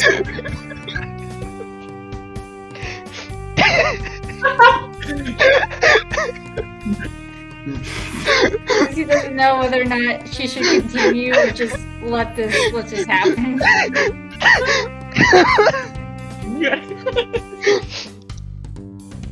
No, I mean, we don't mean jaundice literally, Lucy. I mean, it's just funnier than saying yellow eyes. Like the other option is saying blonde eyes, but nah, I think jaundice eyes is a bit more insulting. Now that I think about it, there was the show I used to watch where some I think it was called Unnatural, and like bad demons had yellow eyes in it. Maybe he's a demon. Oh. I mean, I also watched this series called Space Battle, and like the evil wizard people in that show all had like yellow eyes too. We have to go see if he has a red sword as well. Lucy's just gonna go to the lab. Maybe he's a manager. cosplayer. Did we ever think about that? Maybe he's just cosplaying. He's cosplaying as Vanakin Space While they're talking about this nonsense. Ethan, I feel you. I love watching Ethan just having a mental breakdown silently. Yeah, Lucy's gonna go to the stockroom manager and tell him about the kid threatening to burn this place down.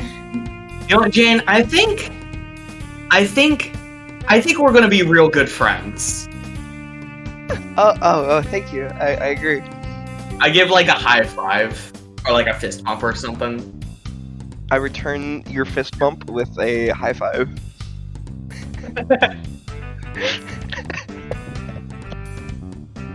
What? So are you guys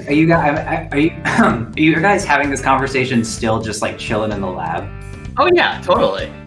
So like at this point the TA is like done cleaning and he's like, why are you guys still here? Like the class is done. You could leave. We're talking about what to do about that kid saying that he was going to burn down the place. It'll be fine. He'll be suspended. It'll be fine. Yeah. All right. Well.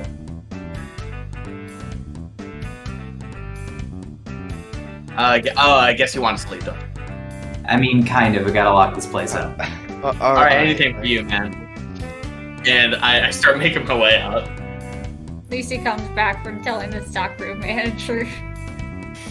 the soccer manager kind of received your complaint and kind of told you the same thing. Just Yeah, like I figured. that he'll be suspended because the soccer manager would have asked you like, hey, with the TA on staff, did he take note of this or say he was going, she or they were going to, and you would say yes, and they'd be like, oh, okay, well then it'll be fine. We'll make sure things are locked up. Yeah, so she comes back because she just really wanted to avoid this conversation between James and Jane. I don't see what the problem with our conversation is. I'm saying this in my head. Is that gonna become a running gag of just James trying to invade Lucy's head? Yes, Like, apparently. no, those comments are actually all in Lucy's head as well. No. Like, she can imagine James just jumping in. No. Telepathy. Unwanted telepathy. Yes. You're not part of my subconscious. We haven't formed our social link yet. Damn it, I haven't formed any social links yet. Yeah, suck it. I have no friends, it's just like my childhood. You have no friends. Oh god. So are you guys going to? Well, where do you guys go from here? After getting kicked out of the room. Well, we made our cordis, right? You made your cordis. Rufy is not a part of it yet. Immediately dump Instagram memes, and they're all unfunny. I actually send like a really good meme that I had made the other day. Like it's like a tier 3 meme. Roll roll charm to determine how good the meme is. Okay, tier 3 does not determine quality. It determines how deep we're going. For Okay, charm, well, that's fair. Yeah, that's not. yeah. Oh, can I roll charm for mine as well? Yeah, you can roll charm. Who has the best memes? Oh, whoop, I forgot to add my modifier. That's 10. Ah, damn it. Okay. So I got a 10 as well. I got a 5 and a 4, and I have a +1 to charm. Same. So you guys send equivalently I memes. Damn, that doesn't give me a wild card. Oh well. Oh no, a roll that doesn't give you a wild card. Oh, what a shame. But I need it. I need to change reality. Reality, it is true. You just write the whole story for me, man. What do you mean? I want to. We'll get secretly there. Tommy's the DM. Or put it secretly Patrick's the DM. No, Ethan Craig is the DM. Ethan's the DM, but my class just gives me plot points, and it's awesome. So after creating this cordis and sending memes, where do you go from here? Do you guys you guys do have some other classes throughout the day to go to, and those are different. All right. Well, I guess we should be good noodles and go to class. Yeah. What's our next class? Your next class, well, it's different for all of you, so I'm not going to go over everybody's class. But I will mention some things. For instance, in what's your major again, Patrick? James. Oh, my major? Okay. Oh, you want James's major? Right. Fuck. What was his major? I thought it was gonna make it like computer engineering or something like that. He's a CPA. Yeah. So in one of your computer engineering was a computer science. Either way, this is a class you would have taken. I have a plan. So you would have taken an intro to C programming or some other type of programming course. And in this class that meets today, at the end of class, the teacher's like, all right, so basically there's a tech club that like you can be a part of. You can meet a bunch of other like gamers there, but also like people who just want to talk about code and stuff, man. You should, if anybody's interested, I don't know, some of you might not be computer science majors, but if you are, is pretty jamming. We meet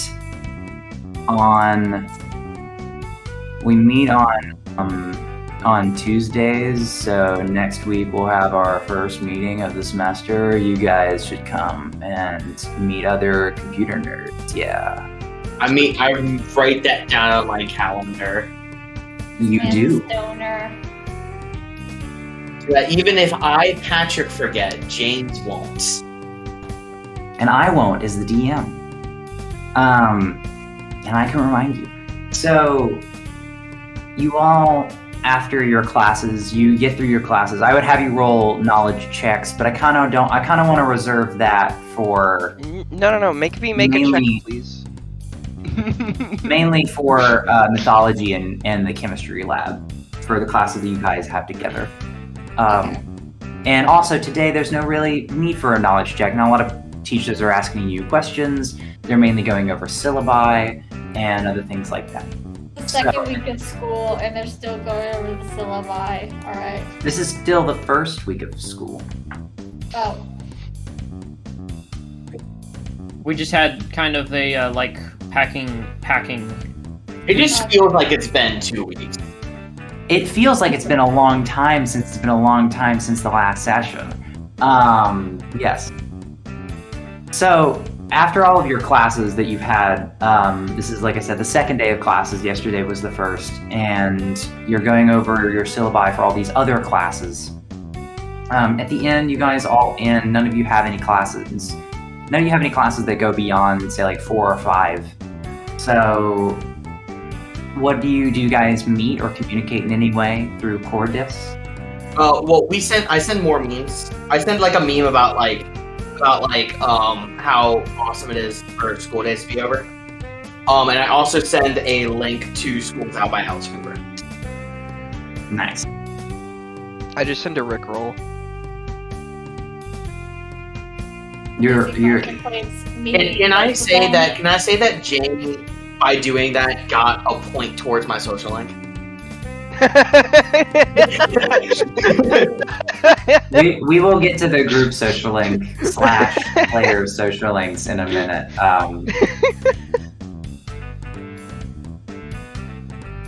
We'll get to that in a minute. No, I'm probably gonna head to my room so I can tell my roommate about the coding, about the computer science club, because I think that'd be something he'd be interested in. All right. Anybody else have any other things they want to do? You do see... Hold on, let me make sure I have it. Do we notice any other yellow-eyed people on campus? You roll a proficiency check. Okay. That's an 11. Ooh. You notice... You see that there is one other yellow-eyed person on campus, but it's very in passing, and it's in a very large crowd of people when you're going from one class to the next.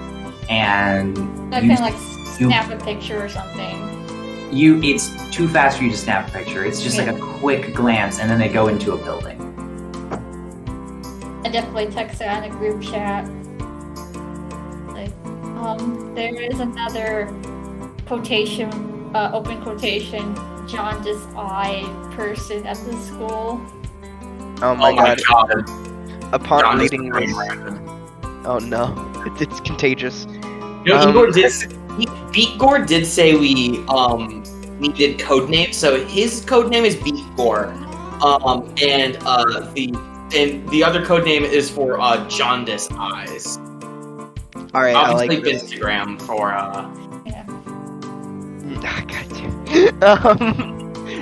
Upon reading this message, Jane is also going to be on the lookout for liverless demon cosplayers. Yeah, now that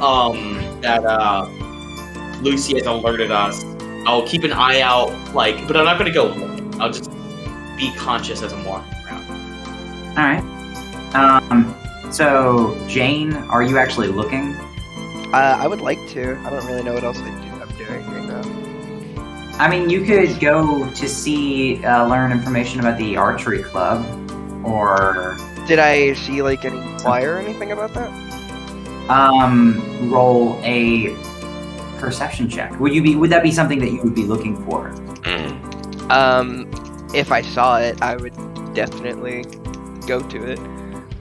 It might be something in the back of my mind, like something I'm not actively seeking, but like, you know, thinking about subconsciously. Roll a general perception check then. Okay. Yo! Oh wait, no. Oh no, my -1 screwed me over. I would have had a 7. No. I got a 6. Yeah, Tommy, what a you tragedy. It You is a look around tragedy. and- Thank you. you keep looking at like people, and you're like, oh, maybe I'll find either like someone with an archery shirt, or maybe some yellow eyes, and then you find like this really nice tree that you really want to take a picture and pose in front of. Oh, I do that. I'm putting it in my fall album. So you do that. And James, yeah, you look around, you don't see any when you're just kind of like, you know, cursory glancing. Yeah, I'm more so looking for my roommate. Yeah, you're looking for your roommate. Your roommate doesn't seem to be about. If you're looking for him like outside on campus. Yeah, I was gonna head to my room to look for him there first. He is indeed in his room. Okay. Is the do not disturb sign on? The do not disturb sign is on. You do Alright. have his cordis. Oh, okay. I'll message him on Cordis, telling him about the club, and saying that we should check it out because I think it'd be right up both of our alleys, judging by your coding and gaming yesterday. He immediately sends you a GIF, and it's like a GIF of like that has like the of just some random anime character doing like a pose, and then like as like he gets the pose, like the text forms as he says like, all right, and he's just like doing some like JoJo-esque. Oh, sorry, Oj. Do I recognize the anime? You do not recognize the anime. It seems obscure, but you could tell it has Oj inspiration. Man, I sounded like, damn, dude. I know it's not from Oj, but like that GIF has such Oj energy, and I love it. He messages back. He's like, I know, right? I really need to get around to watching Oj. Dude, we can watch it together, dude. If you're into that kind of thing, I don't know. He doesn't respond after that. All right. But it is okay because everybody gets a ping on their Cordis as I drop a link to my Instagram page in the group chat, and it has a thumbnail of my most recent Instagram image in front of the tree. So I changed Jane's nickname in the Cordis to Vinstagram. Jane is angry as she cannot figure out how to change it back.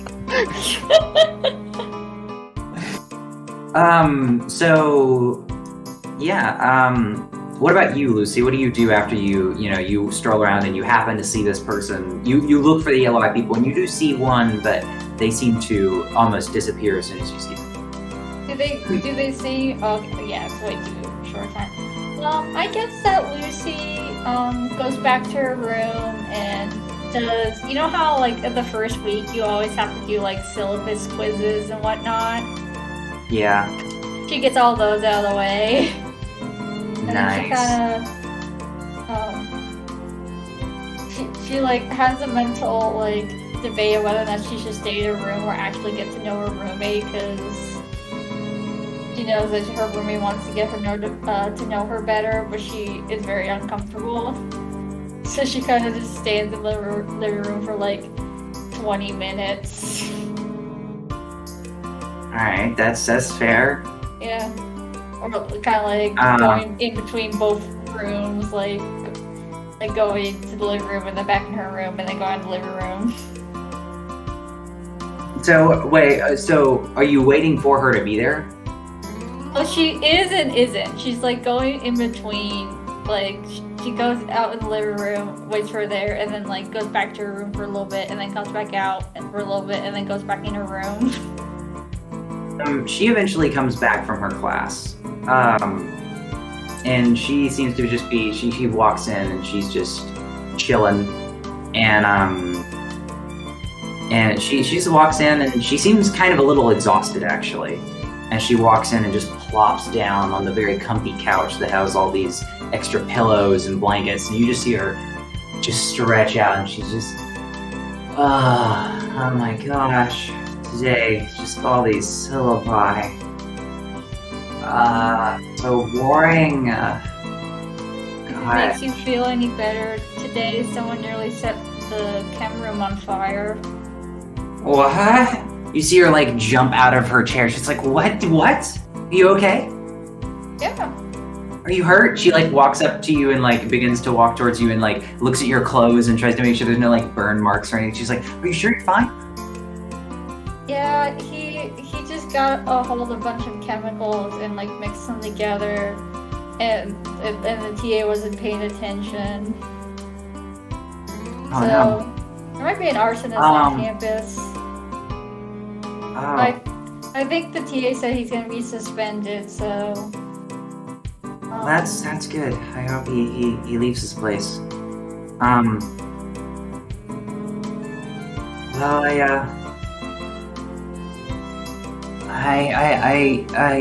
I'm a little tired. I think I might take a nap for the night. okay. Yeah, we can talk about studying later if you want. I'm a little tired. Syllabi all day have just been boring the heck out of me. Yeah. Okay. I'm definitely interested in the book club. Just maybe in a few weeks when I get settled in. Okay. Well, I mean, I just figured it would be best if you got to come in on a book that you didn't have to read beforehand. That way you could just kind of sit in, like people do sometimes for things, like in auditing a class, you know. And you could just sit in and you already know the book, so you don't have to read it, and you could just sit in and just see how the club works. Yeah. Maybe next week. Yeah, it doesn't start until next week, and that's fine. You don't have to come. It doesn't start until next Thursday, I think. So it's a week from now. You have a week to think about it. But I have less than an hour before I need to I'm just about to fall out. So you see her just kind of stroll over, almost like zombie-like, with her body just limp. Just you could tell she's just ready to plop on the bed and fall asleep. Okay. Good night. Good night. Next we have Maverick. Good old Edge. So what are you doing, Maverick? I haven't asked you. Can I like try and like intercept one of the other party members as like mid-walk? Like to another class? You can intercept Yeah. Jane as she's on her way to Bar Stucks to get her pumpkin spice latte. Oh my Yes. gosh. You know what? I like that. You interrupt Jane. So I do that. I'm able to spot Jane, and because Jane, wasn't wearing any sort of like mask at all, it's very easy to tell that was her face from yesterday. So I'm just gonna single her out and just like walk over to her and just be like tap on her shoulder, because also she was in my chemistry lab, and I can just be like, so you saw that fucking kid too, right? Which one? The one, we're in the same lab together, and you saw how that fucking kid blew up goddamn experiment? No, I didn't. I was actually looking at Instagram. Sorry. You picked the wrong person to ask that question. got it. And he's just thinking in his head, oh god, I've screwed up. I've confused faces or whatnot. I will You say confuse names, James and Jane. Oh, I did. It's just that you asked that question to the one person who was too busy looking at their phone. Yeah, I know. I realized. I know, and that's what makes this funny. You actually, as you stop and notice and try to communicate with Jane, and Jane obviously is just doing her own thing. Mean Jane. Lucy walks by, and she seems to be. She walks by and sees you guys, but like kind of, you can tell that she's not looking at you guys because she's like looking for something. And this is interpreted to be when she's looking for the yellow-eyed person. Amazing. So you can try to communicate with her if you want. I don't know, Lucy. Do you want to be interrupted mid search? Sure, if it gets your questions answered. I'm gonna notice the other individual that did not have a mask on during the during the whole the entirety of yesterday. With a mask, but sure. No, James has a mask. Yeah, James has a mask. It's not a full mask like mine is, I like but yours. Yeah. So yeah, basically I'm going to try and ask them if they remember any long-nosed old men from yesterday, just to confirm his suspicions that everything that happened yesterday was in fact real. I mean, yeah, I think we were sucked into some weird demi-plane by some supernatural entity and given powers that, like, allowed us to defeat demons? God damn it, so that was real. Okay. Oh, fuck. Hey, did you guys talk to your roommates last night and hear, Robbie talk? Something like... I heard performed a some weird bond? dude. I didn't. But You're not in the James group. isn't in Shut this up. conversation. Shut I up. know. Bad This James. conversation is only for people who got to form their social links. I see. Yeah. But I'm just like, so that's why James was able to get me to join that server. You all are in that little thing too, right? Yeah, they keep spamming memes. Jane walks back towards the group from her bar stucks, which is right over there, and she comes back with an extra coffee, and she hands it to Maverick and says, you always seem very tired and exhausted and just done with everything. This might help you a little bit, you know? Is it like one of those like white girl drinks? Yes, very much so. Like a pepper, It's a- like a... It's like a hazelnut coffee or something. God.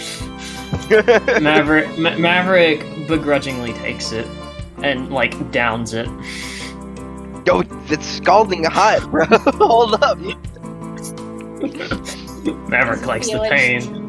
Maverick, no! Maverick, make a guts check. They can be. Please fail. Maverick fails.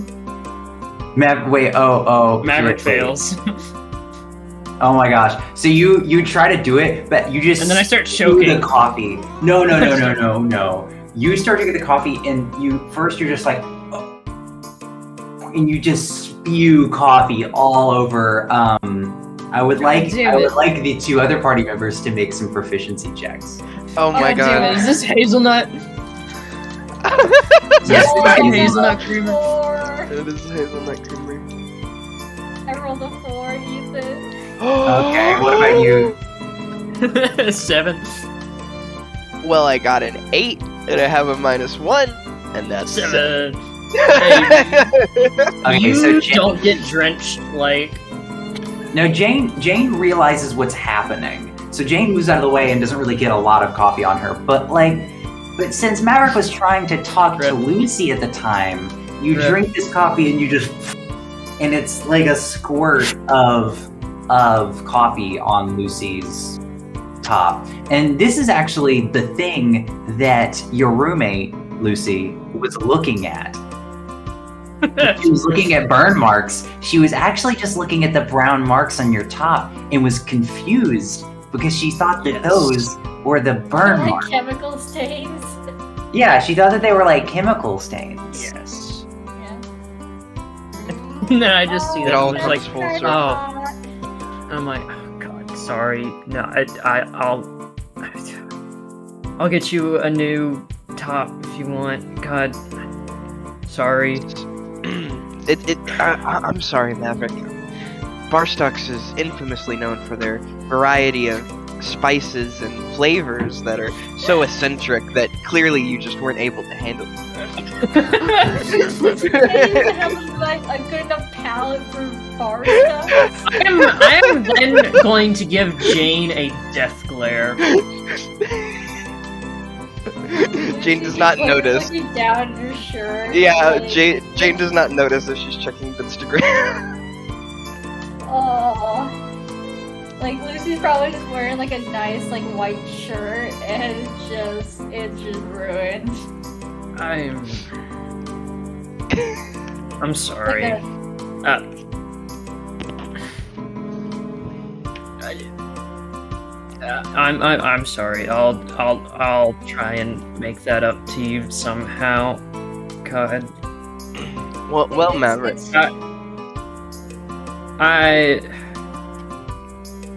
I'm just gonna go. And he just kind of slivers away after that because that was a horrible social encounter by him. Do you still have the coffee? I ask her if she wants the coffee back, to which I am assuming Jane will say no, because I've already drank from it. I mean, I'm good. I already have 2 extra ones. So after this interaction, you guys kind of disband, right? I will disband, and then I'm either going to probably go to the maybe like campus library or back to my own little dorm. And I am going to then try and research, which is what I originally intended for this period. Research everything that I maybe can about what Igor was like talking about with like personas and shadows and shit, just to maybe understand a little bit more. Do you want me to try and roll? I was going to say, do you want me to roll a knowledge? Yeah, I would. Okay, I do not understand anything, but I am more confused leaving the library tonight. No, 6. you're not. Yeah. So what happens is you look up some stuff and you find out that Carl Jung is the philosopher that talked about like shadows and personas in such a like metaphysical way. You're like, oh man, this is what I need to look at. And then you start reading it, and they start using things like the collective unconscious, and Maverick's like, what the fuck? You don't really understand what they're talking about. You start looking into things, and you don't understand what these other selves are. It's almost like what you're finding, what the research that you did in particular is just kind of telling you what Igor already told you. You didn't find anything that gives you any more elaboration. You're just still like, what the heck is a shadow? This just says that they exist. Yeah. Nothing gained, nothing lost. Nothing gained, nothing lost. You can't really lose anything anyway, because you just don't I can know. become more confused about things, which is what I assume a failure. Well, it wasn't like a crit fail, because that's you just fail. You just haven't found any answers to your questions. No, I have not. So after that, that's what you're gonna do with your like nighttime slot. Even though I haven't mentioned daytime slots and nighttime slots, we're gonna kind of like navigated it. We get to hear Midnight Man? Nice. No, I mean, I wish. I mean, I might. But Jane you know, is it's going- got my voice in it. Jane is gonna go back to her room and offer my extra coffee I got to my roommate. Assuming that she's there. Awesome. You see that she's working hard on some sort of essay for some scholarship. Or you assume because she has it pulled up on her laptop that some stuff that has the word scholarship on it, and she's writing something. Ugh, imagine just not procrastinating.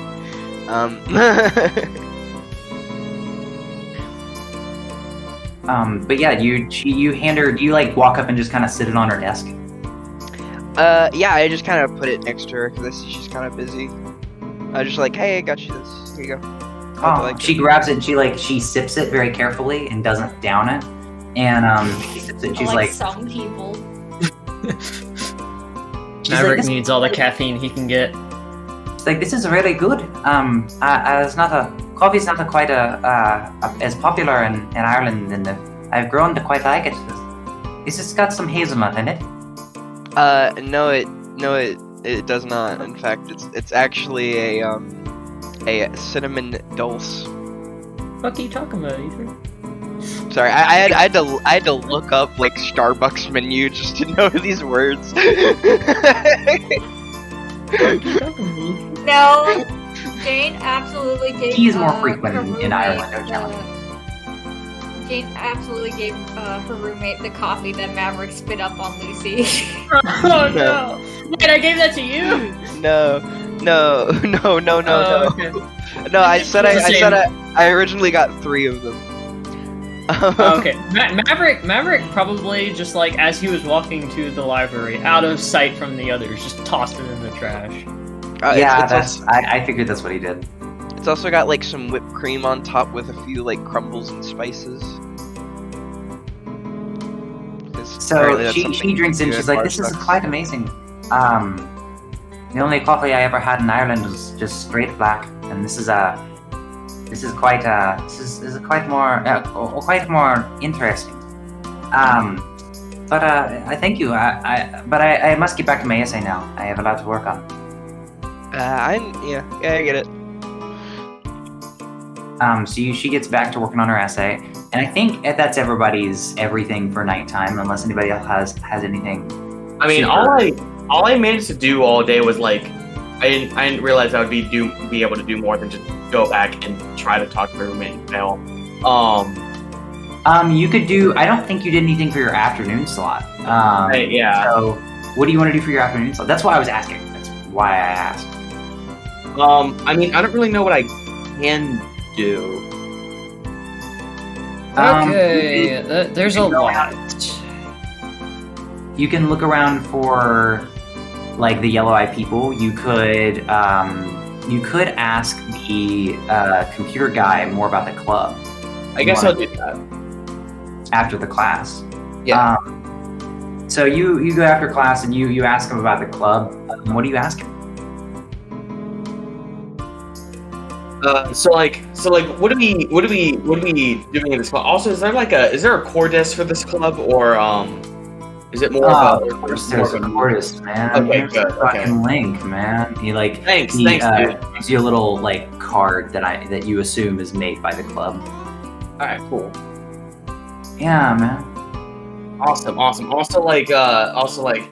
much coding do you guys do? Like, also, what languages are you guys doing? You know. We do a couple languages.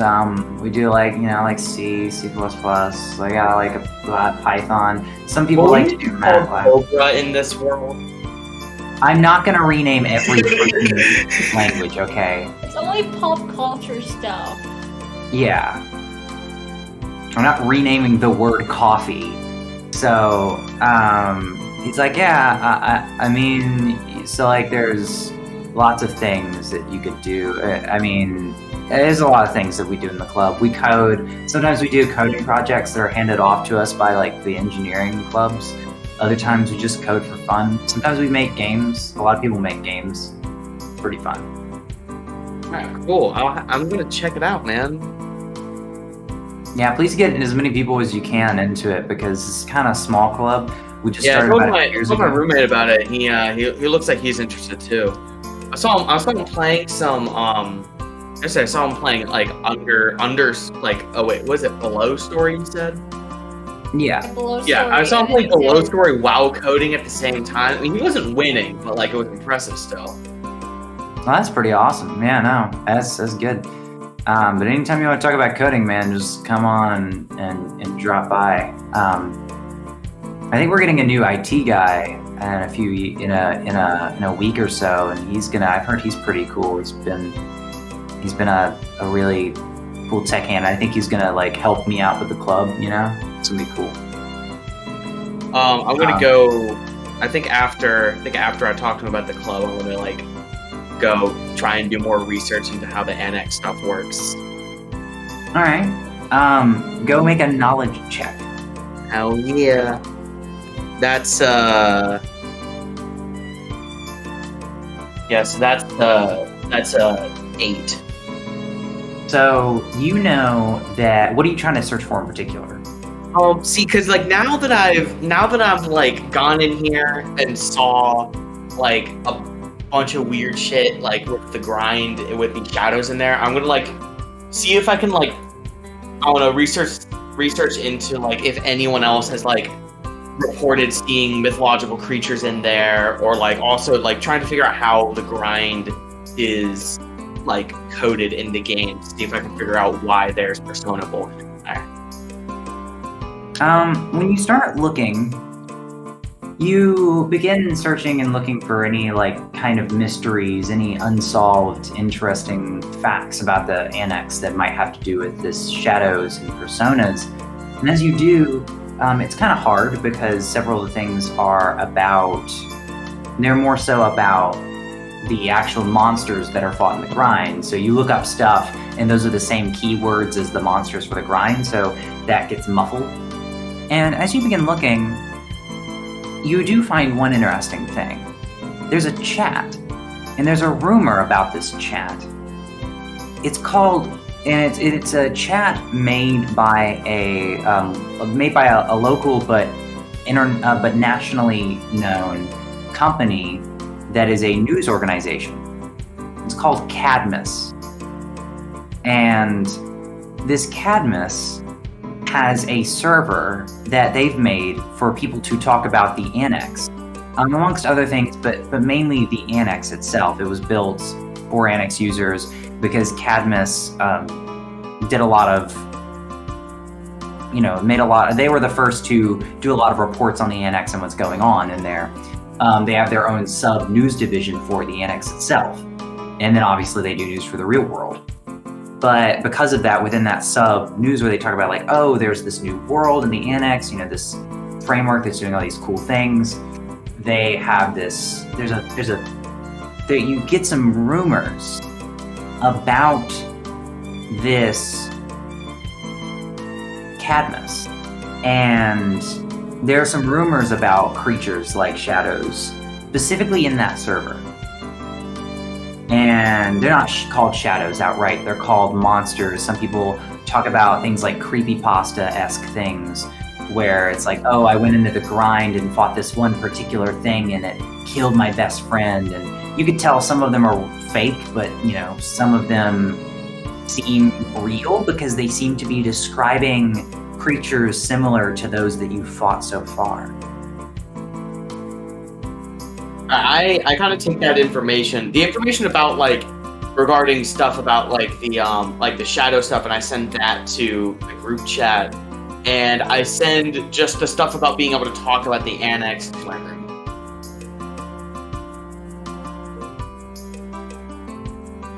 Your roommate sends back, he's like, oh dude, that's really cool, I'll have to look into that.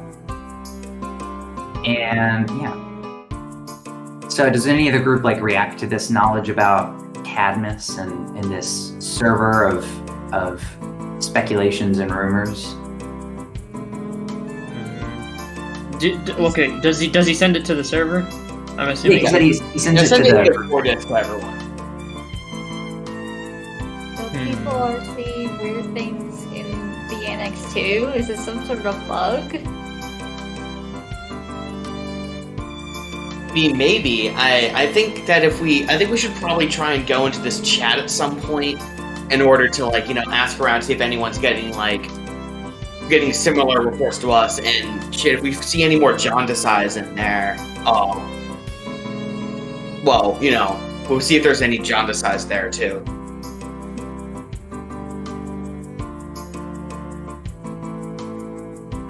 So do you try to add Rufio to this chat?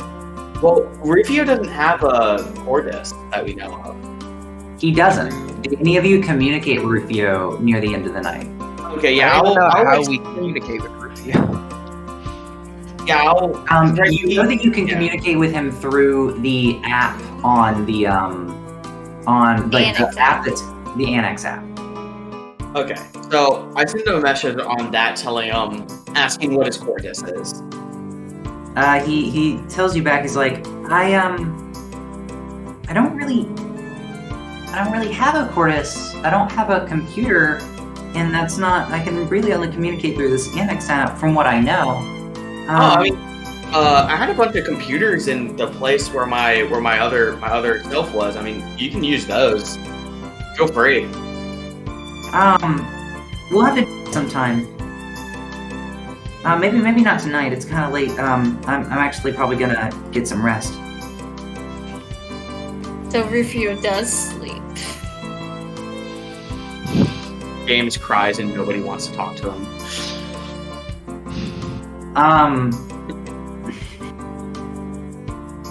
So do you? I mean, you could try to contact your boy and game with him. I thought it was implied that he's still on his do not disturb.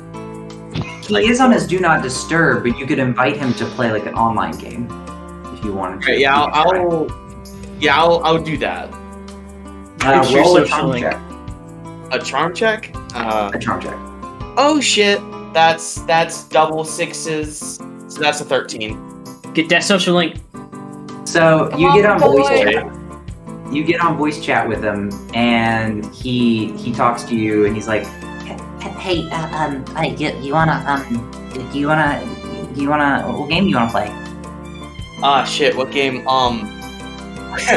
You know, a friend of mine told me about this cool. You ever play about this cool game that's like similar to Palaces and Paladins? I found it on Steam. It's called For the Crown. And dude, it's pretty good. I think we can have some fun with it. Oh, I think that would be nice. It's like turn-based, right? Yeah, it's turn-based, and I think that there's a max party of 3. So if we're playing together, we'll probably have one NPC with us. Oh yeah, and if we go to that club, maybe we could get another person to play with us, and then we could have 3 people. That's a great idea. That's yeah. Well, I'll send you my friend request on Smoke, and by Smoke is Steam for reference. Yeah. When I said Steam earlier, I meant to say Smoke. Yeah, it's fine. No, it's fine. It's fine. I just changed it. Yeah. Okay. I am thou. Thou art I. Thou hast forged a new connection.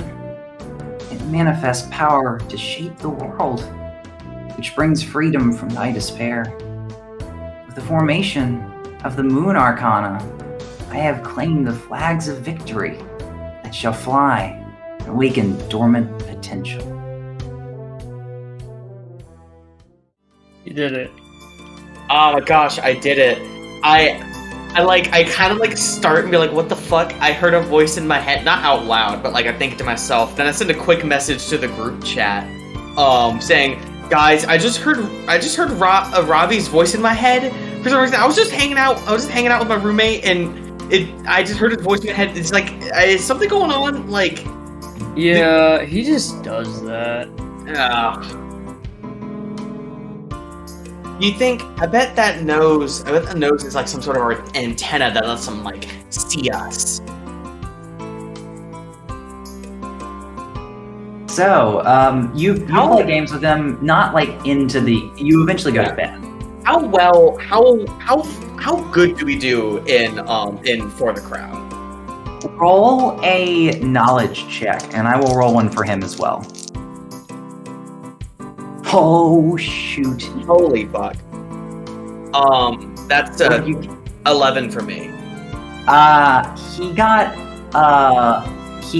he rolled double six Oh shit. and has a knowledge score. So I'm. Yeah, that I'm means he gets a even. wild card. Well, I also have a knowledge. Yeah. So he does really good. He doesn't do better than you per se. You guys do about the same, but you guys both do really good. I mean, it's hard to like just do straight up better than someone. When you're working together with them, yeah. Yeah. So you guys do really good. Like you guys go through like half of a whole campaign. Yeah, and we real didn't have fast. any deaths. You didn't have any deaths, and for you particularly, you're like, oh yeah, I know that for the queen, or for the crown, there tends to be some deaths at the beginning. It's like a part of the process, but you guys are just jamming so hard For the crown. Yeah. for the crown. So you guys are all go to bed after interacting with your roommates and having a good time, doing some research, some of you. And during your rest, you actually awake to a rather strange noise. You awake to the fire alarm going off. Oh. Oh, Are we all in Frasier. the same dorm? Wow, I'm surprised. Wait, are we all in the same dorm? You are all in the same dorm, actually. Oh, okay. My first thought is like, oh fuck. And I put like a blanket over my computer so if the sprinklers go off, it doesn't ruin it. Dude, that is smart. I would have never thought about that. And I like have another one in my hand as I'm running over to Ed's room. Like, dude, put something over your computer in case the sprinklers go off. Oh, it's the music again. No. Lucy What's goes- happening? It's awakening. So as you all wake to a fire alarm going off, and I would imagine, anybody have any particular, like, does anybody want to try to like sleep through it or anything? No, Lucy goes into her closet, goes into one of the cardboard boxes, takes something out of it, and then goes, like, knocks on her roommate's door and have... Oh, you don't have to knock on her door. She's already out. She's waiting for you. Yeah, so we'll go down together. All right. I'm doing just the blanket thing. All right. Obviously leaving and making sure Ed is also leaving. Ed leaves with you. You do have to like go and knock on his door, Yeah. and then he gets up and leaves with you. What about you, Maverick? Do you just leave? I was just saying, I feel like out of any, I feel like Maverick would be the one to just try and sleep through it, but he's not. No. Okay. You No. treat you almost do, and then you don't. Sure. You're like in the think middle about of it. the shower or something when you come. I mistakenly assumed that it's my alarm clock before I realized what it is. Lucy, do you not Lucy, Jane, you leave, right?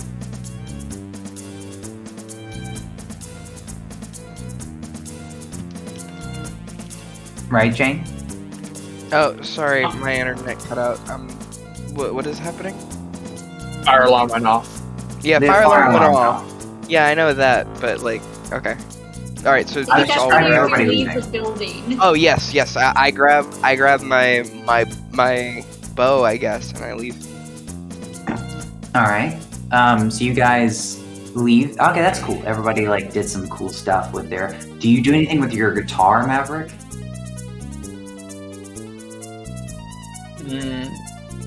It sounds like you're gonna try and burn everything down, so I should No, probably I'm should. not trying to do that. I'm just, all the other people picked out like important objects of theirs. I was just curious if you would pick out your guitar. If you wouldn't, then you wouldn't. Yeah, no, I don't feel like I would, but I feel like I should because everybody else is doing cool stuff. You don't have to. Well, No. then I'm not. Well, then I'm not. I was just I'll be curious. special. You'll be special.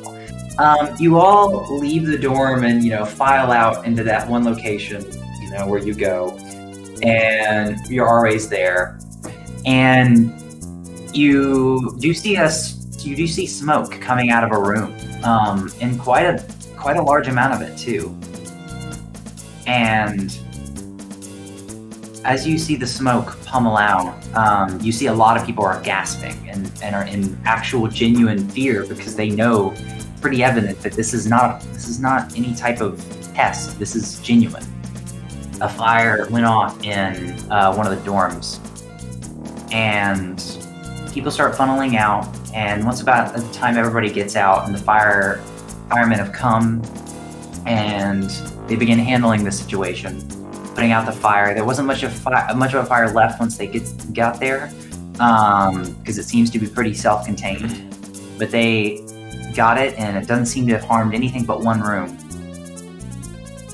And you start to hear murmurs about who's possibly in that room. If anybody would like to try to perceive who's in that room. Yes, I'll try to perceive. Yeah. Oh fuck! Did somebody burn wow, that's, in the kitchen again?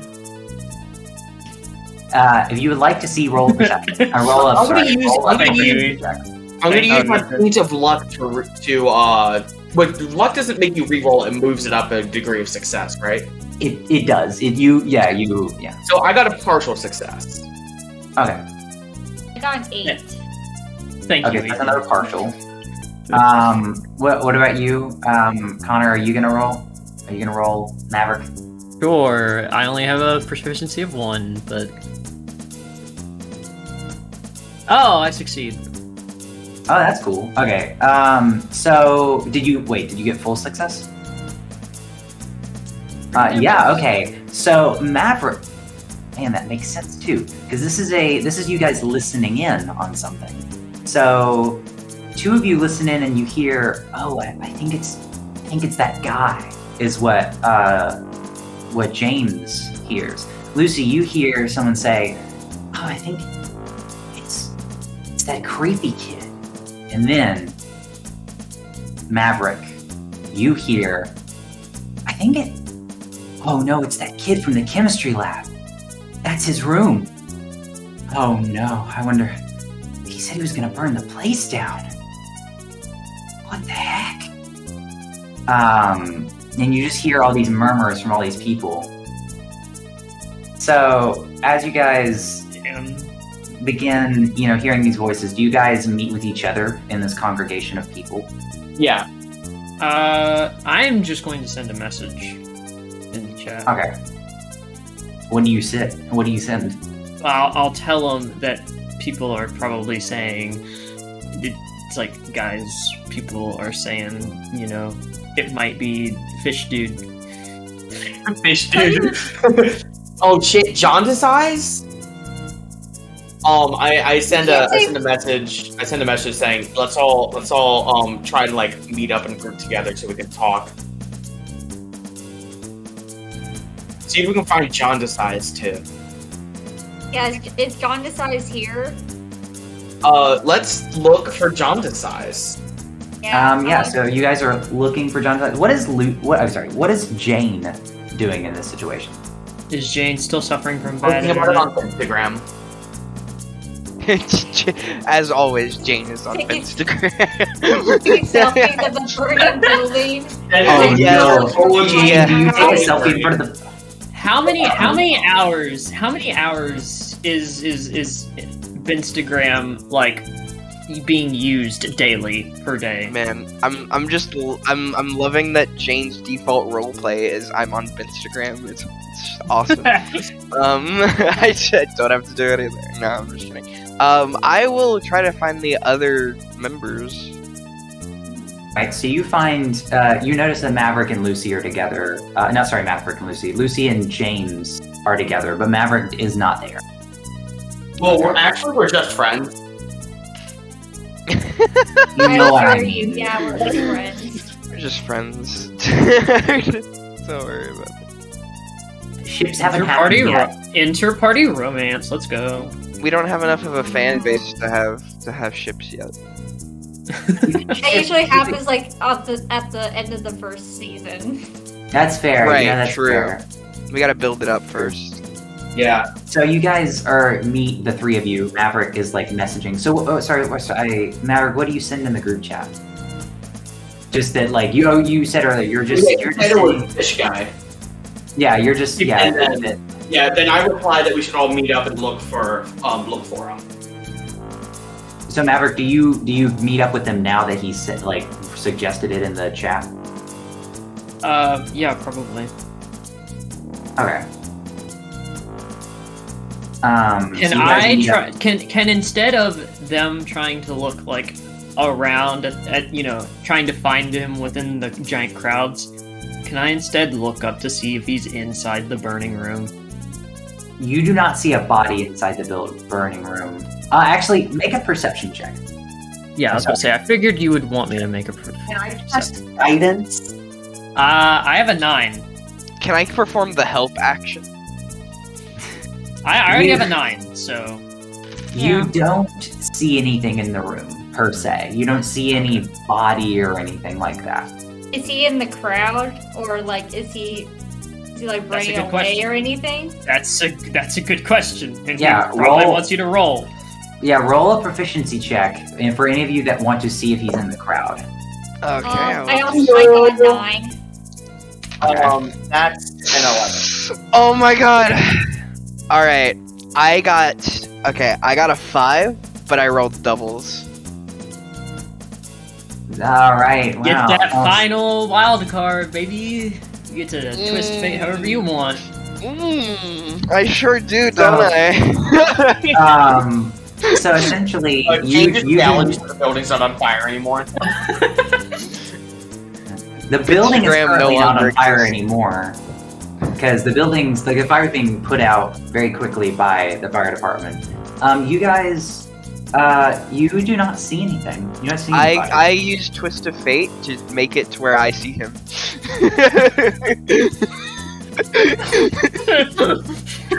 You actually.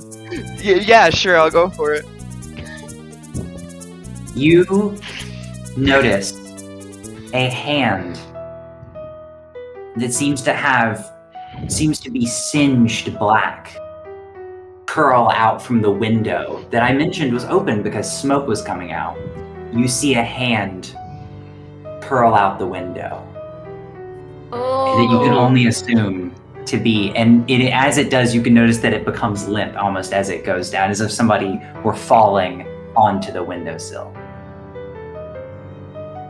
What? I immediately alert the group to hey guys, I see something up there. I think someone might be trapped in the building. Like, did it move? Like, You see the hand. I see what she's talking about. It looks like it's a bit too. As you guys notice this, so do the fire department. As you hear one of the firefighters go, "Oh, no, there's a civilian! Go, go, go!" And you see a bunch of firefighters begin to set up a ladder and a bunch of other harnesses to go up and grab the person because they can see that they're hanging out, their arm is hanging. Okay, now oh wow. Can we tell by the window what room it is? Like, do we recognize the room? You don't, but Connor has already sent in chat that that's the room of Yellow Eyes, of Jaundice. Oh, okay. I know. Yeah. Alright, cool. He's like his dead body's half dangling out the window. An arm is dangling out. Okay.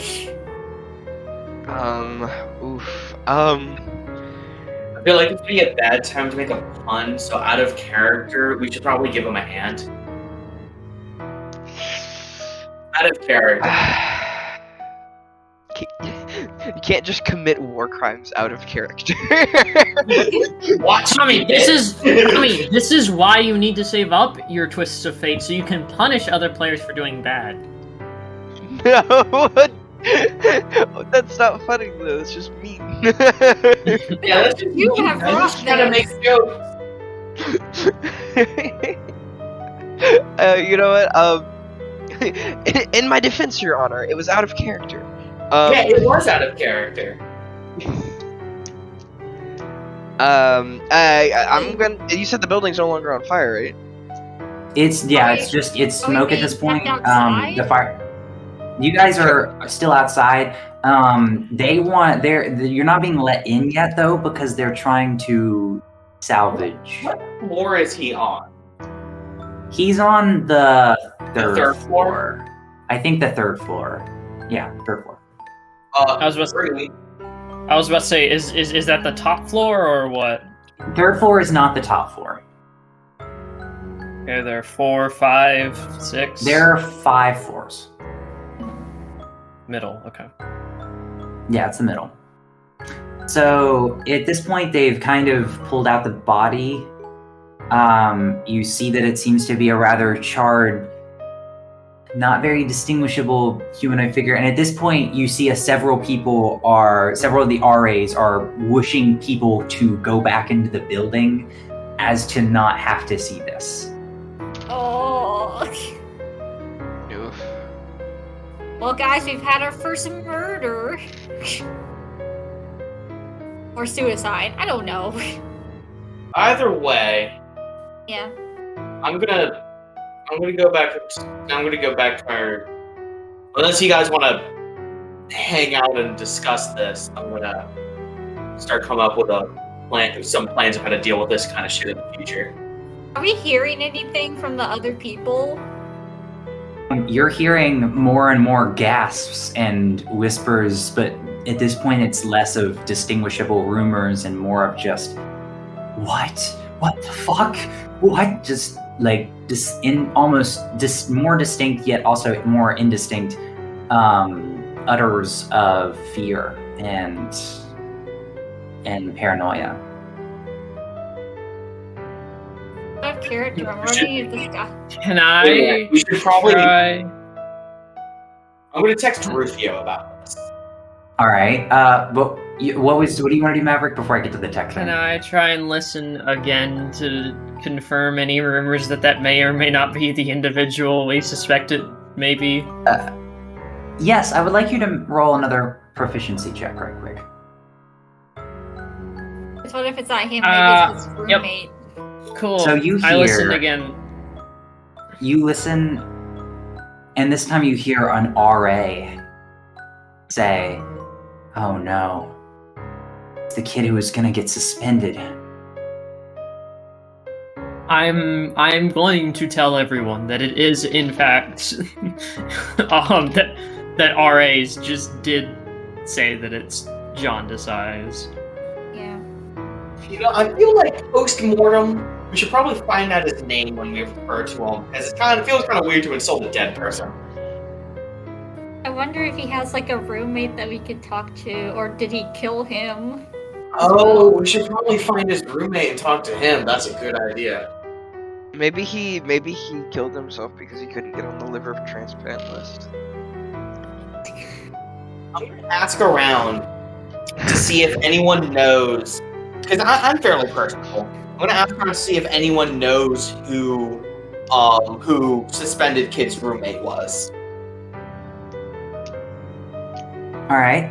Make a Charm, I'm make assuming. a charm check. Yeah. Oh shit, that's an 11. All right. So you do hear that his roommate left. Like his roommate is among the group. You don't interact with his roommate, but you hear some people say that his roommate's down. Are you looking also for his name or just his roommate? Yeah, I'm looking for his name so I could find him later. What? Ethan, what are our floors? A lot of you are on second floor. Okay. I'm gonna say that all of you are on second floor. Okay. And when you start around, you hear that his name is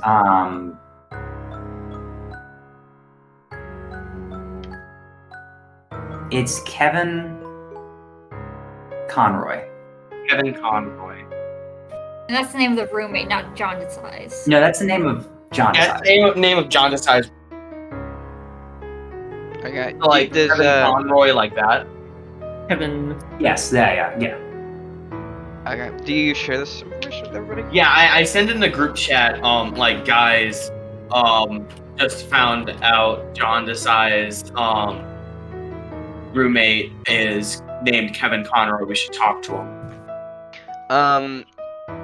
So Jane is gonna be thinking that all of this weird stuff has kind of happened, kind of very back to back.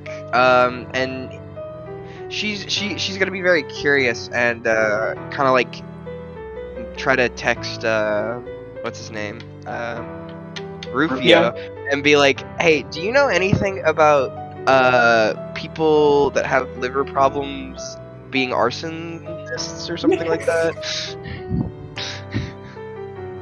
Or know anything about some kid named Kevin Conroy? Or Well, Kevin Conroy is his roommate. It's not him. oh, No, that is him. No, that is him. I said that earlier. I Yeah. corrected. I corrected Lucy. I don't think you heard me. I was asking for his roommate's name. Oh, you want to hear? You don't want to find his name? Okay, that's We want to find both. Yeah, I wanted to find Yeah. both because I wanted to Yeah, talk to his roommate about it later. You don't hear his roommate's name because people don't know his roommate, but people know him because there were already rumors about him. Okay. There's no reason that his roommate's name would be thrown about. Well, I was just asking if anyone knew who his roommate was and also what his roommate's name.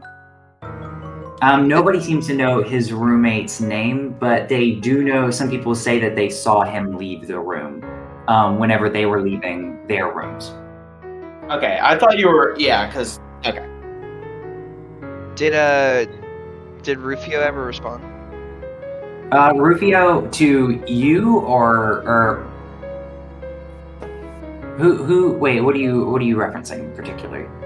I had messaged him asking if he had known anything about, people with jaundice eyes burning down buildings and stuff like that were a thing. Yeah, or if he knew anything about someone named Kevin Conroy. To those messages, he does not say that he knows anything about any of that. He does know that people with the yellow eyes tend to do spooky things, but he doesn't know anything. So I'm gonna ask him to tell me more about these people with yellow eyes. He says that he doesn't know much other than that they're spooky and that when he's interacted with them, they have been rather malicious. So he's interacted with them in the annex. In the annex. He doesn't know anything about them in the real world. Right, okay. Well then I will just text in the group chat and be like, hey, Rufio says that he's seen some of these like yellow-eyed people in the annex before and they hurt or mean or whatever. So maybe they're connected in some way. I think so, because remember our other selves had yellow eyes. Yeah. I guess we have to do some investigating. Oh boy. This is terrible. So, do you guys, where do you guys go from here? At this point, you guys are RAs are trying to force you guys to head into the building and also into your rooms.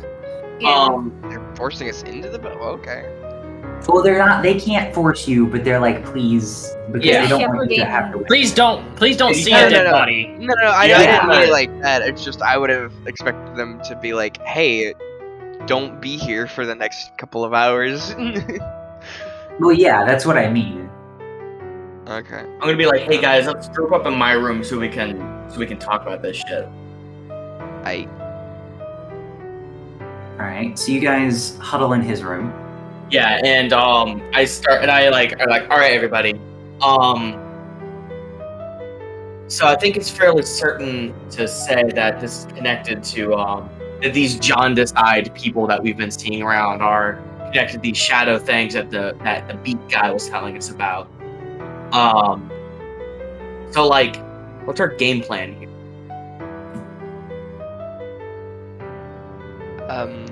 What do you mean? What do you mean game plan?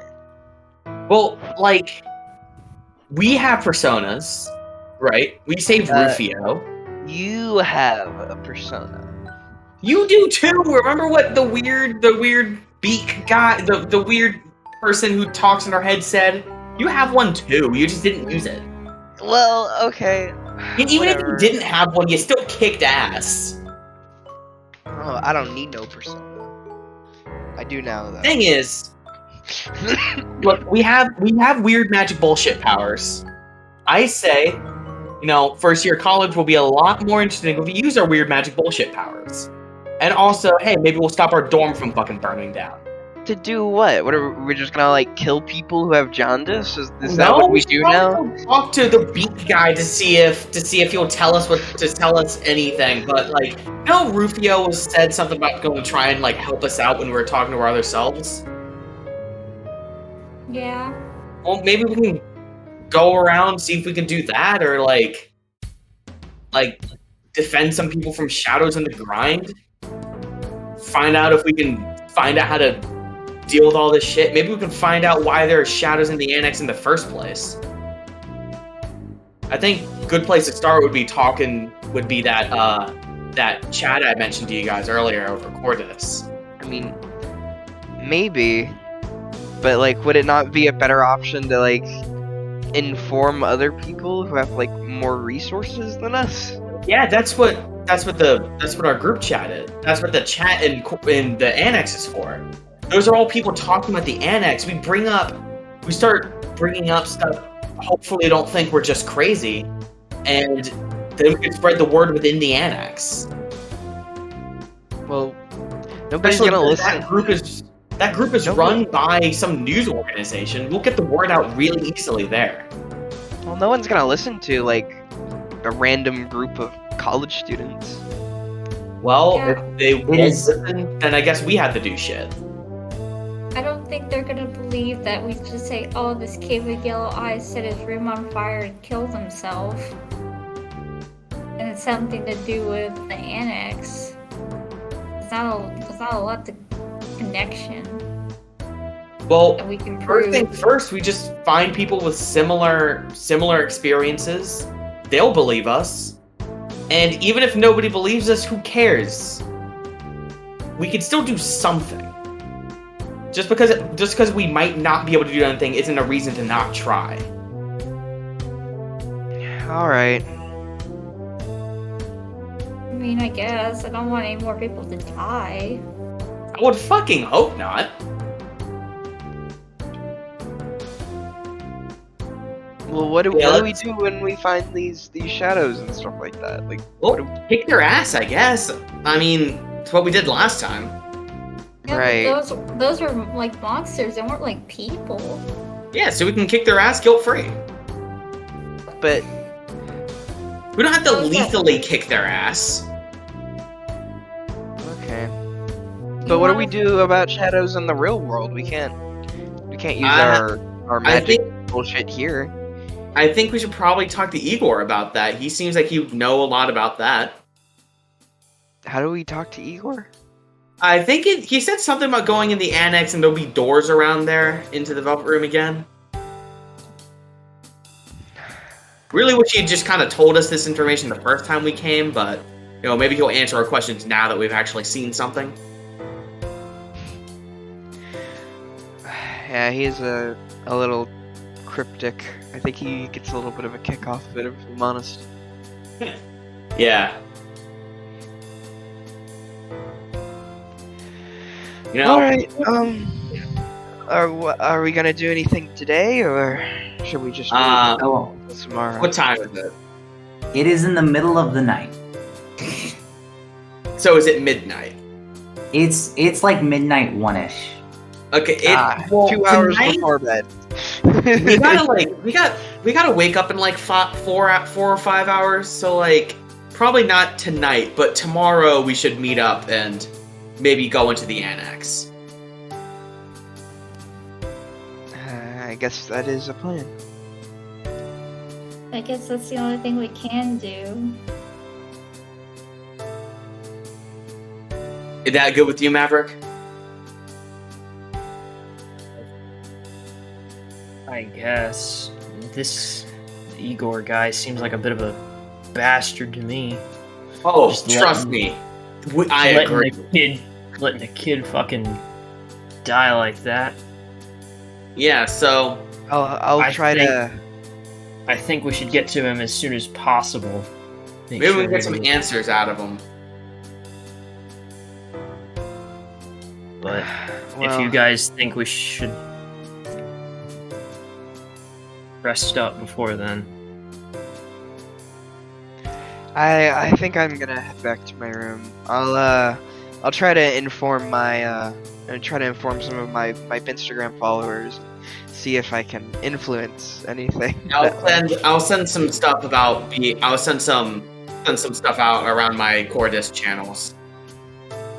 As you, I do want to mention something to you in particular, James. As you say that and you think about, getting the word out through multiple servers, you hear a voice inside your head, inside yourself, and you recognize it as the voice of your persona.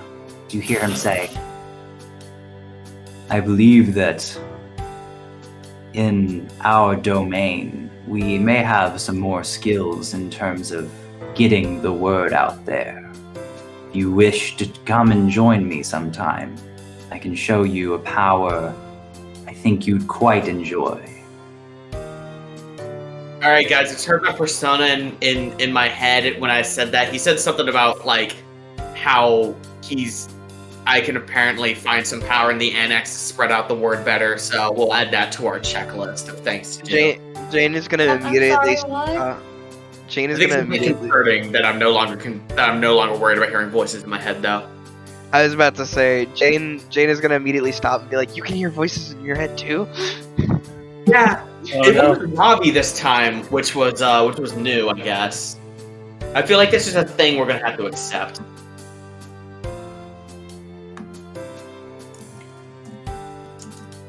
Yeah, I'll see you guys. I guess technically later today, since it's after midnight.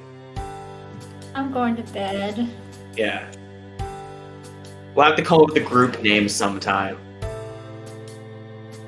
And code names And code names. that Well, aren't you already have Instagram. yours.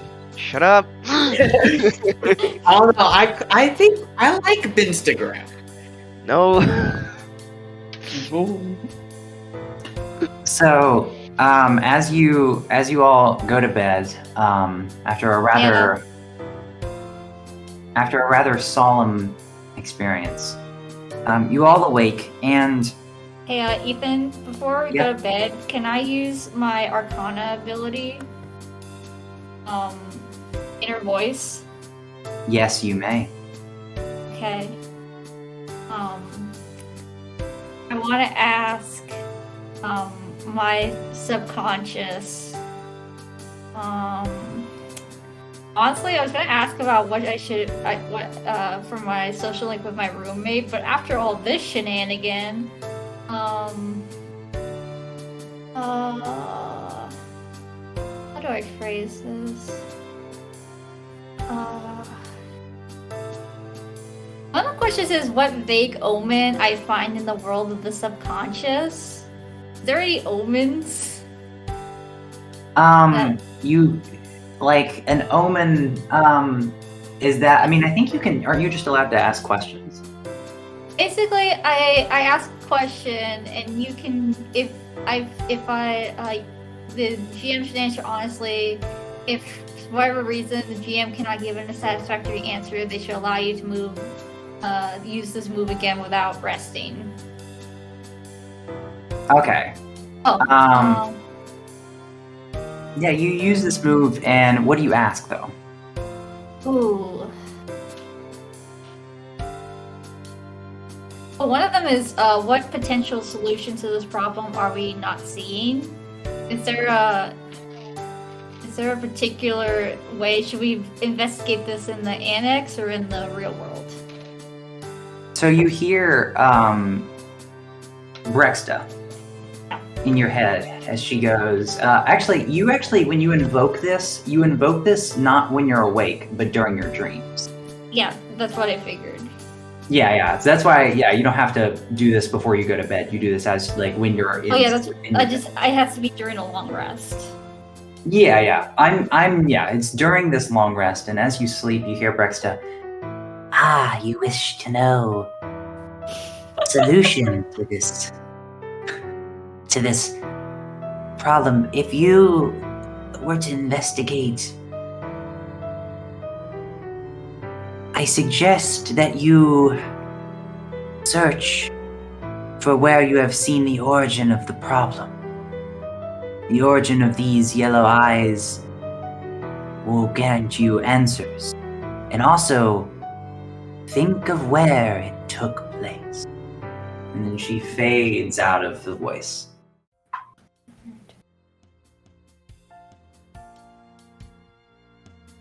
So you all go to bed, her having a fancy dream.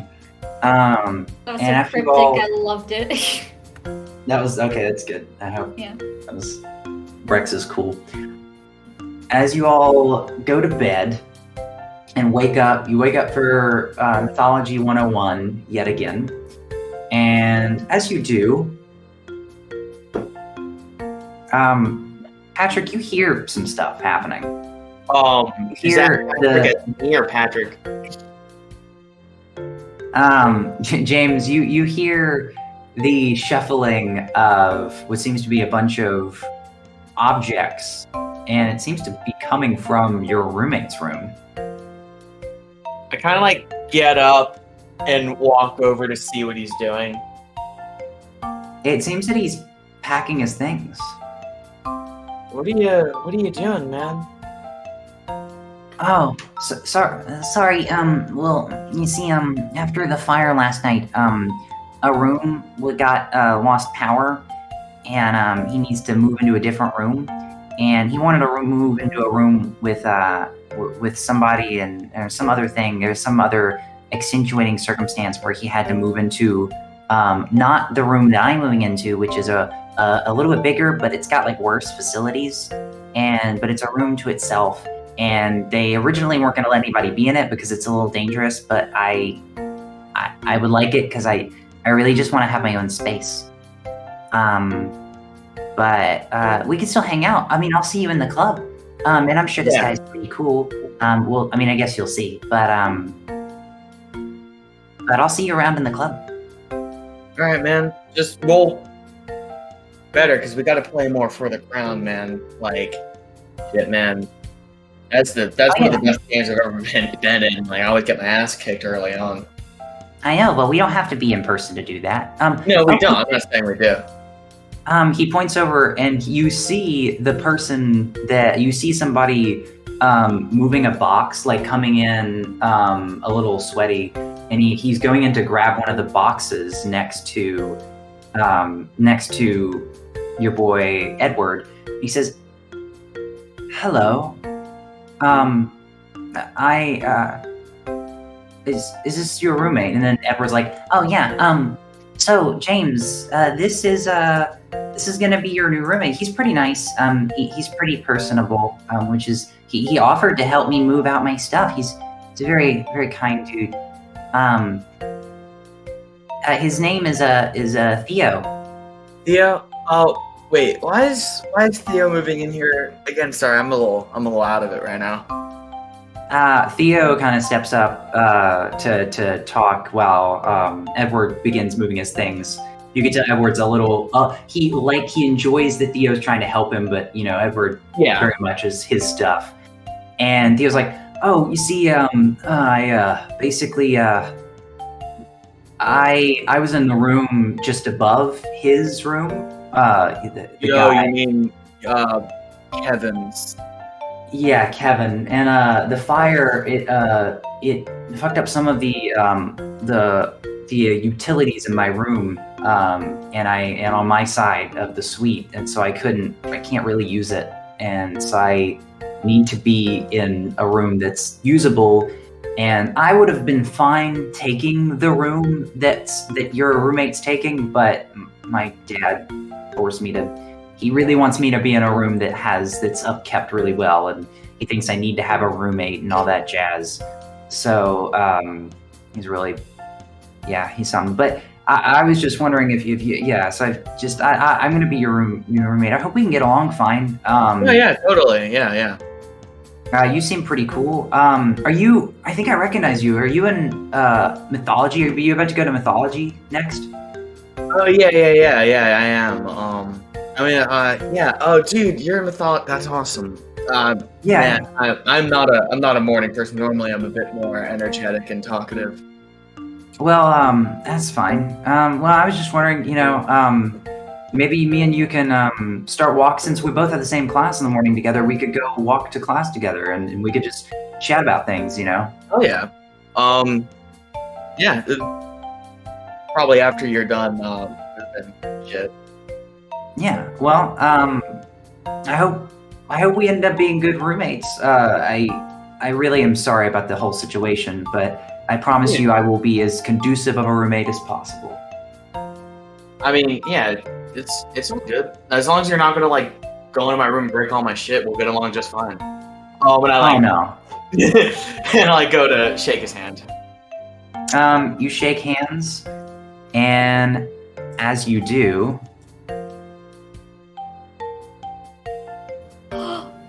Oh my got God. 2 social links. Oh shit! And you thought you'd get 0. I mean, he proved me wrong. What can I say? oh shoot. Okay. All right. Yes. This guy can't be Hierophant. He didn't. He didn't know someone who got hit by a car crash. We don't know that yet. Yeah.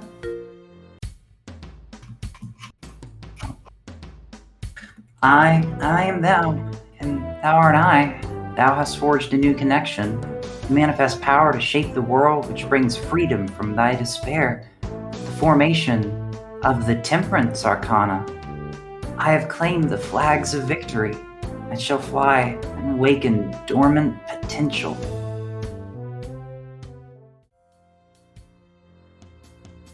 You now have access to the Temperance Arcana. Alrighty. Got myself that temperance. Is he gonna be my maid? Oh no. And confirm he will not be your mate.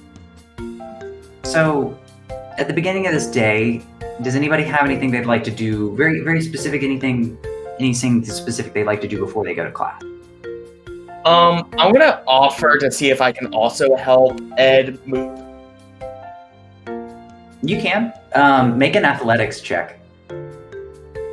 That's I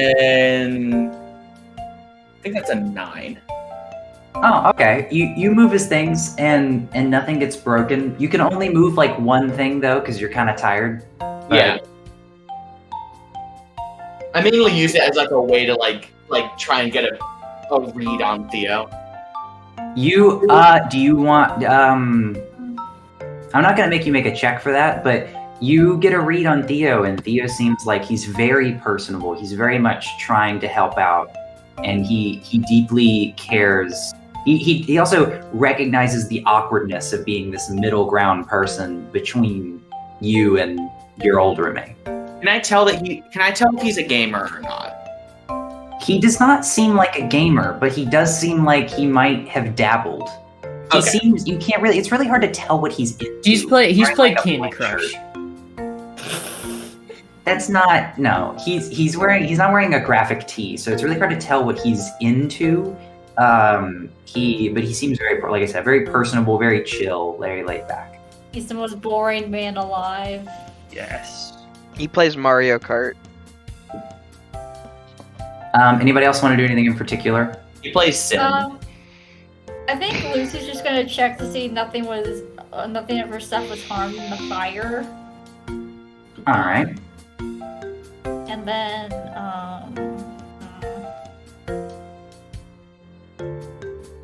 she probably would check in with Judy, and it's like that was pretty crazy last night.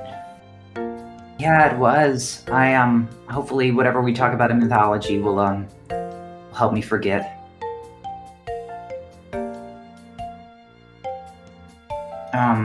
You wanna? Let's go ahead and head with mythology. I don't wanna stay here for too long. I don't wanna think about anything like that. I just wanna. Let's go. You ready to go?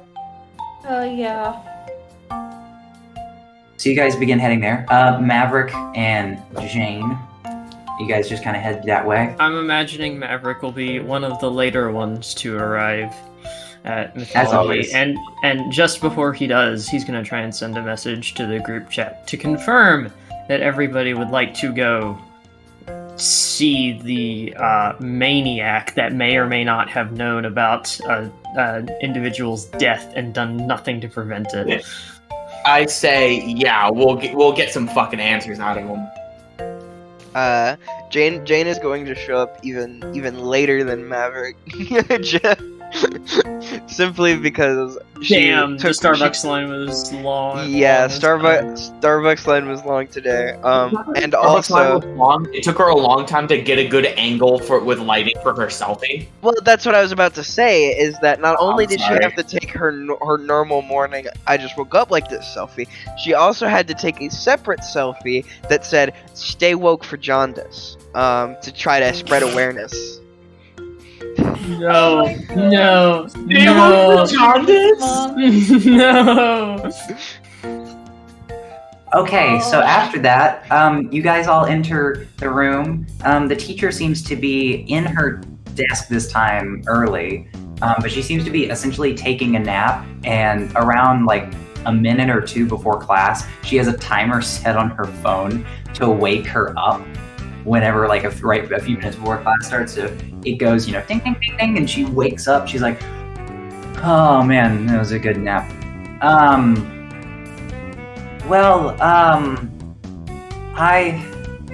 Okay, class, are you ready to learn about some Greek myths today?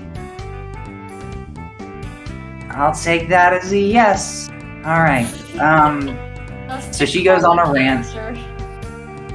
And Jane is an expert, having read all of the Jersey Paxson books. You had a different name. Books. Gosh. So as you all listen to her. You all listen to her rant on obviously Greek myths and stuff like that. But she starts talking about more obscure myths. Like she describes kind of how Greek myths are a good way to learn about how myths can be categorized. And she goes on her long rant about Greek mythology. And towards the end, I mean, not towards the end, but towards the later second half of the piece, she begins talking, and she begins mentioning a certain myth. And she goes, does anybody in the class know, there was once a Greek mythological being. He was a bringer of a very powerful tool to mankind. I'm not going to say exactly what, because it would give away who he is. But this person brought something to mankind, and then after that was punished. Now, I'm not going to ask you the name or what he brought to mankind. I want to ask you, what organ did the bird? What organ did the bird pluck out after punishment every single day? Liver. Oh, Liver. hurts me. Who raises their hand? Oh, I raised my hand. Okay. Lucy also raised her hand, but less high. I want you both to roll proficiency to see who raises their hand first. I will also compete as a Jersey Paxson fan. That's a 13. That's a 7. That's a 5. No doubles. Well, Maverick gets it. What? Oh, that's I mean, not Maverick. Oh, James. shoot, sorry. James. Maverick! That's hilarious. Maverick, the guy who didn't raise his hand. I love Yeah, that. that's how the class teacher works, energy to though. like call on the one person who didn't raise their hand. Yep. Yeah, she doesn't do that though. She's not doing that today. Not she today. went- Oh no. Was the liver. So she went to you. Do you say liver? I say 'twas the liver. Oh, it It was the liver. Do you know who it is? If you know then Give us fire. yes. So Prometheus gave fire to mankind, and fire is something of quite an interest. For it is something that it brings humanity so much information and knowledge, and it is why it is in this story. Is it is the start of mankind, right? It brings us to enlightenment. This fire could represent both physical and literal knowledge. But also fire can be destructive. And in Prometheus' case, self-destructive. For his desire for fire and bringing it to people, for them to see it, led to his own self-punishment that he would suffer for eternity. Until they later wrote some stories about how he was saved, but we're not going to get into that. It's supposed to be for eternity. So I would like to point out the only reason James knew that is because his older schools had Promethean boards. Nice. Wow. I can't believe all our jokes about him having jaundice helped you with the whole, it's his liver taking out. Yeah! It's so funny. It fits so well. Because it's just like, like fire and stuff. I'm like, oh no, our jokes helped him. So, she gets done with class and she starts talking about a few other myths and some near the popularity of Prometheus.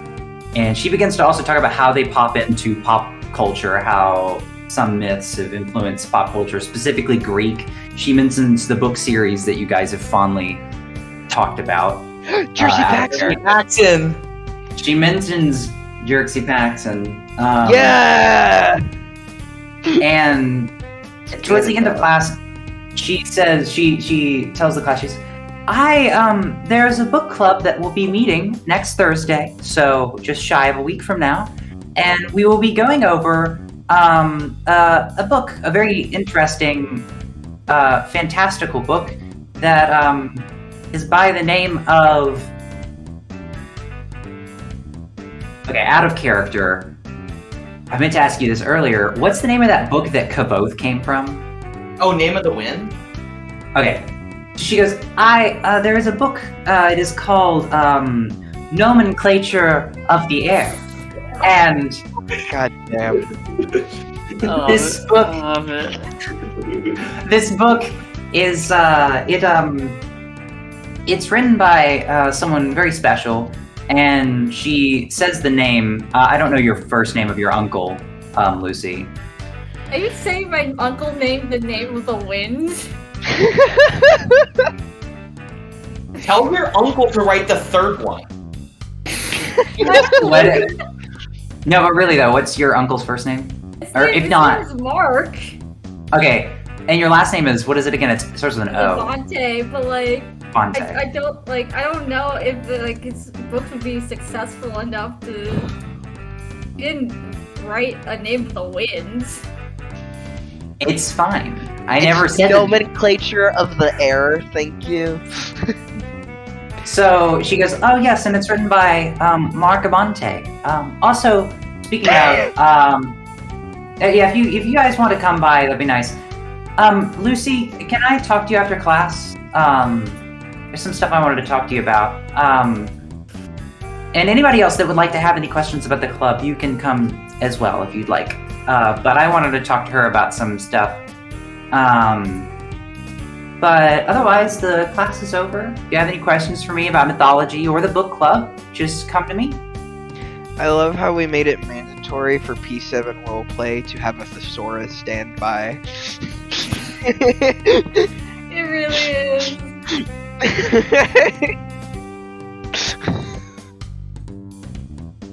So, Lucy, I imagine you go to her since she asked as your instructor. Reluctantly. As you go, she waits till there's a lot of people starting to move out before she starts talking, because she knows she's not dumb. She knows that this conversation might be a little awkward. She's like, so, I heard, I saw your last name, but one of my students may have told me, well, Birdie told me that your uncle is the person who wrote Nomenclature of the Air. Hey, little birdie, she talked to Rufio? No, Speaking little of- Judy told A, her. a little red birdie cardinal named Rufio.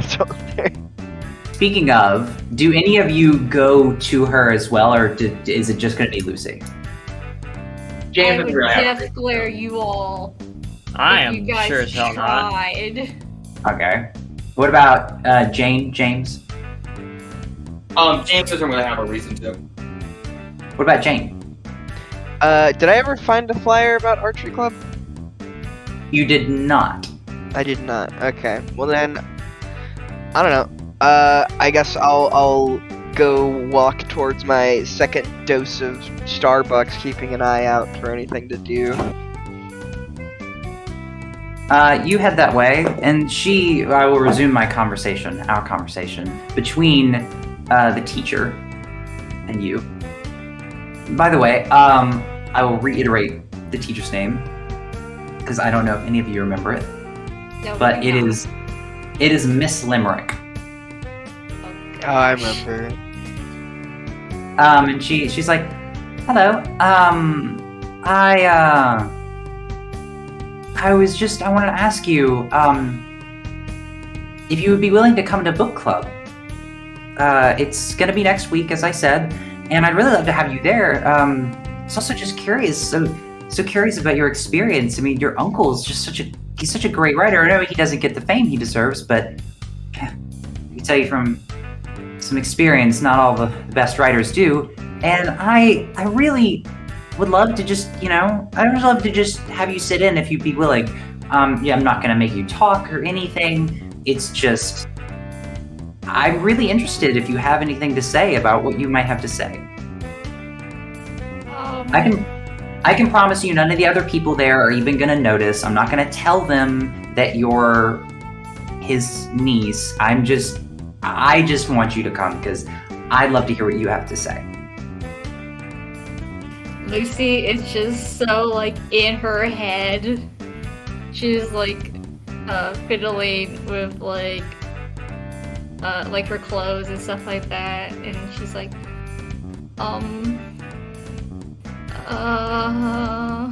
I'll think about it. I really didn't think you would know. Judy told me. I'll tell you. I know. Yeah, she's the little chatty Cathy.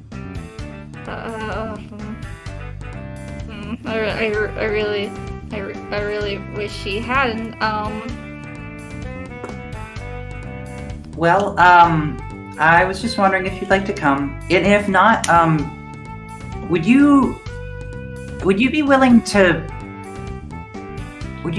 read some of my writing? I'm actually, I wanted to be a writer, and I obviously you have some relation to good writers, and I was wondering if you could, at the very least, if you'd be willing to read some of my writing. I haven't really shown it to many people, but I think that you could give me a very, very wise and very adept review. I wouldn't give you a whole book to read, but just an excerpt or so. I want to know how my writing style's doing. I'm not really a good writer. I stopped writing a long time ago. I don't think I could help you there if you like want me to read so bad. I guess.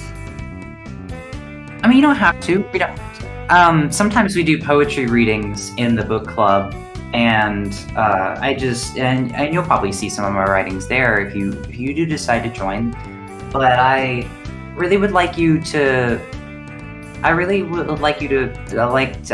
to get someone else's opinion on my writing, and like I said, someone with your stature. I mean, like I said, your uncle. I find your uncle's writing to be amazing, and I'm sure, you have a similar writing style, and maybe you could see my piece and tell me whether the world building is good or if it's bad.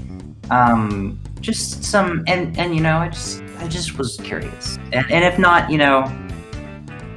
it's fine. I could just be your mythology teacher, but I would like to have more of a writer to writer or reader to reader relationship, if you wouldn't mind. Maybe not right now.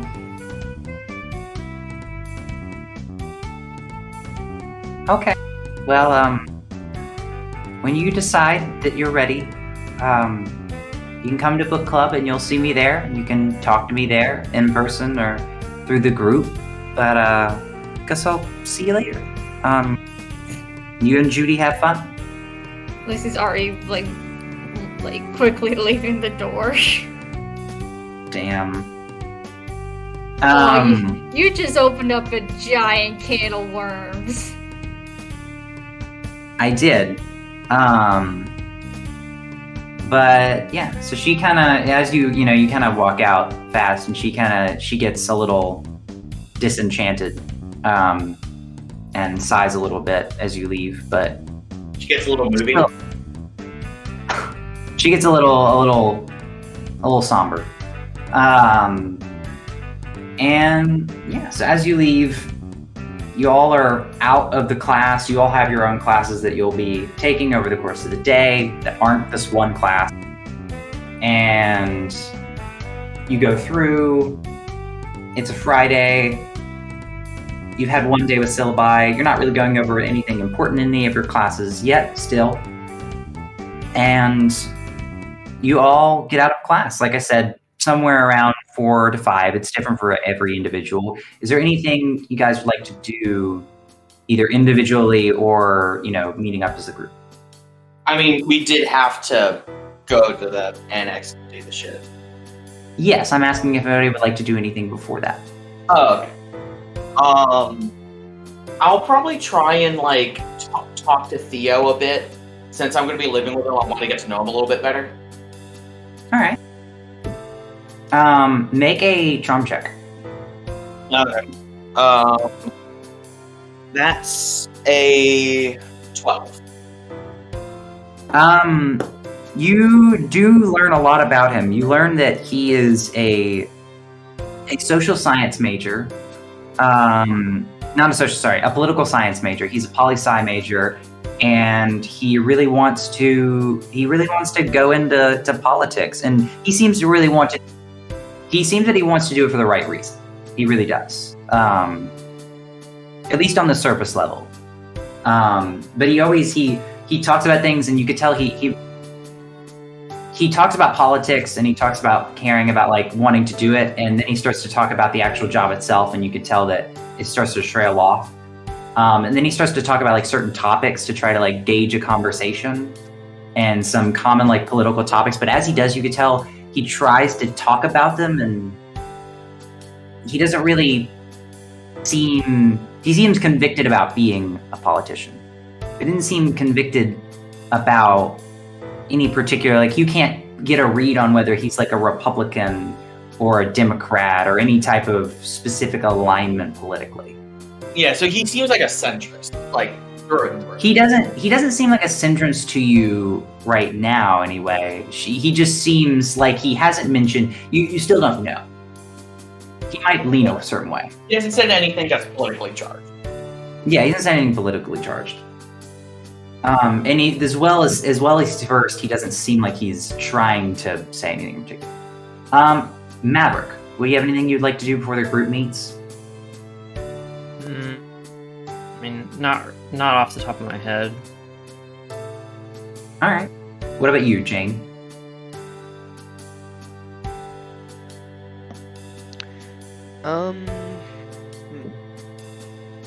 So is this just what am I doing with my What you're slot? doing before we enter the annex.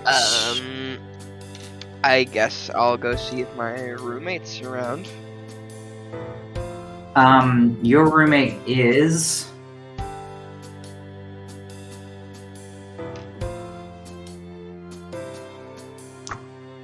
Your roommate is there. Cool. All right. I'm gonna walk in and be like, "Hey, what's up? Did you finish that scholarship stuff?" I did. I did. It took a lot out of me, but I'm quite finished. As she's I'm- talking, I just silently slide over another Starbucks coffee cup onto her desk. Just produce it. I'm quite. Are you sure you have enough money to be throwing it around like this? I quite enjoy your coffee, but this is a little much. You're trying to butter me up now, aren't you? I have a a separate savings account just for Starbucks. Don't worry about it. It's fine. Well, as someone who wants to become a leader of sorts, bribery is not always the way you should be doing things. But it's not. It's just want mine. I see that you're very busy, and I hear that you help a lot of people. So I'm just trying to give back. That's all it is. I've such a kind soul. I haven't seen a lot of people as kind as you, honestly, if I'm being frank. But actually, thank you for the coffee, but it seems I have some stuff to go do. I have another club that I am the head of that I have to go do the first meeting for, so I'll have to let you go. Oh well, before you go, could you at least take a sip of your toffee nut whipped cream mocha drizzle nutmeg pumpkin spice latte? You don't have to change the word for a pumpkin spice latte. She takes a sip and she goes, I'm planning on taking this with me. I hope you aren't thinking that I was going to just leave this behind. I was just curious to what you thought about it. It tastes quite it's a little sweeter than I like, but it is still pretty good. I'll remember that next time. But I do need to head to that meeting. I do not want to be late. So I'll see you later. I'll be going, and hopefully this coffee will it'll push me through. It'll get me through. Right. And she heads out.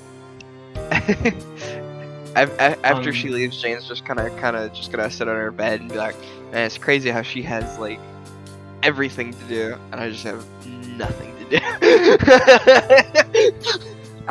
Do you want to go online and search for like the archery team on like the college website? Perhaps. Sure. Or like try to find their Instagram, their Instagram page. Right. Or something. Well, that's not Jane's thing though. She doesn't seek out happiness. It just happens to happen. I guess that's. I mean, do I see anything while scrolling through Instagram?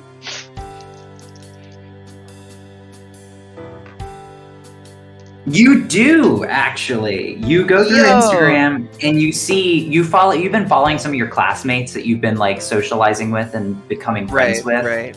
You're like not real friends, but like they've been Instagram friends. Gaining a social influence. And as you increase your social influence, because you're an influencer. I'm just yes. kidding. As you increase your social influence, you happen upon a post of someone practicing archery on you assume to be the archery practice field on campus. Yo. And they're like, just join the archery team. Super excited for the next meeting.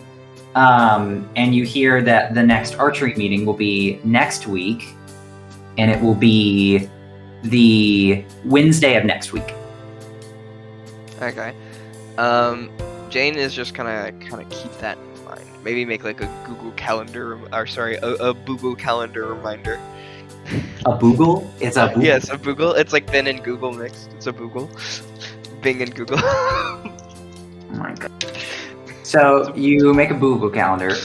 Lucy, what do you want to do? I think Lucy immediately like darted into her room. I don't know if Judy's there or not. Judy is there, and she seems to not be reading a romance novel, but rather studying.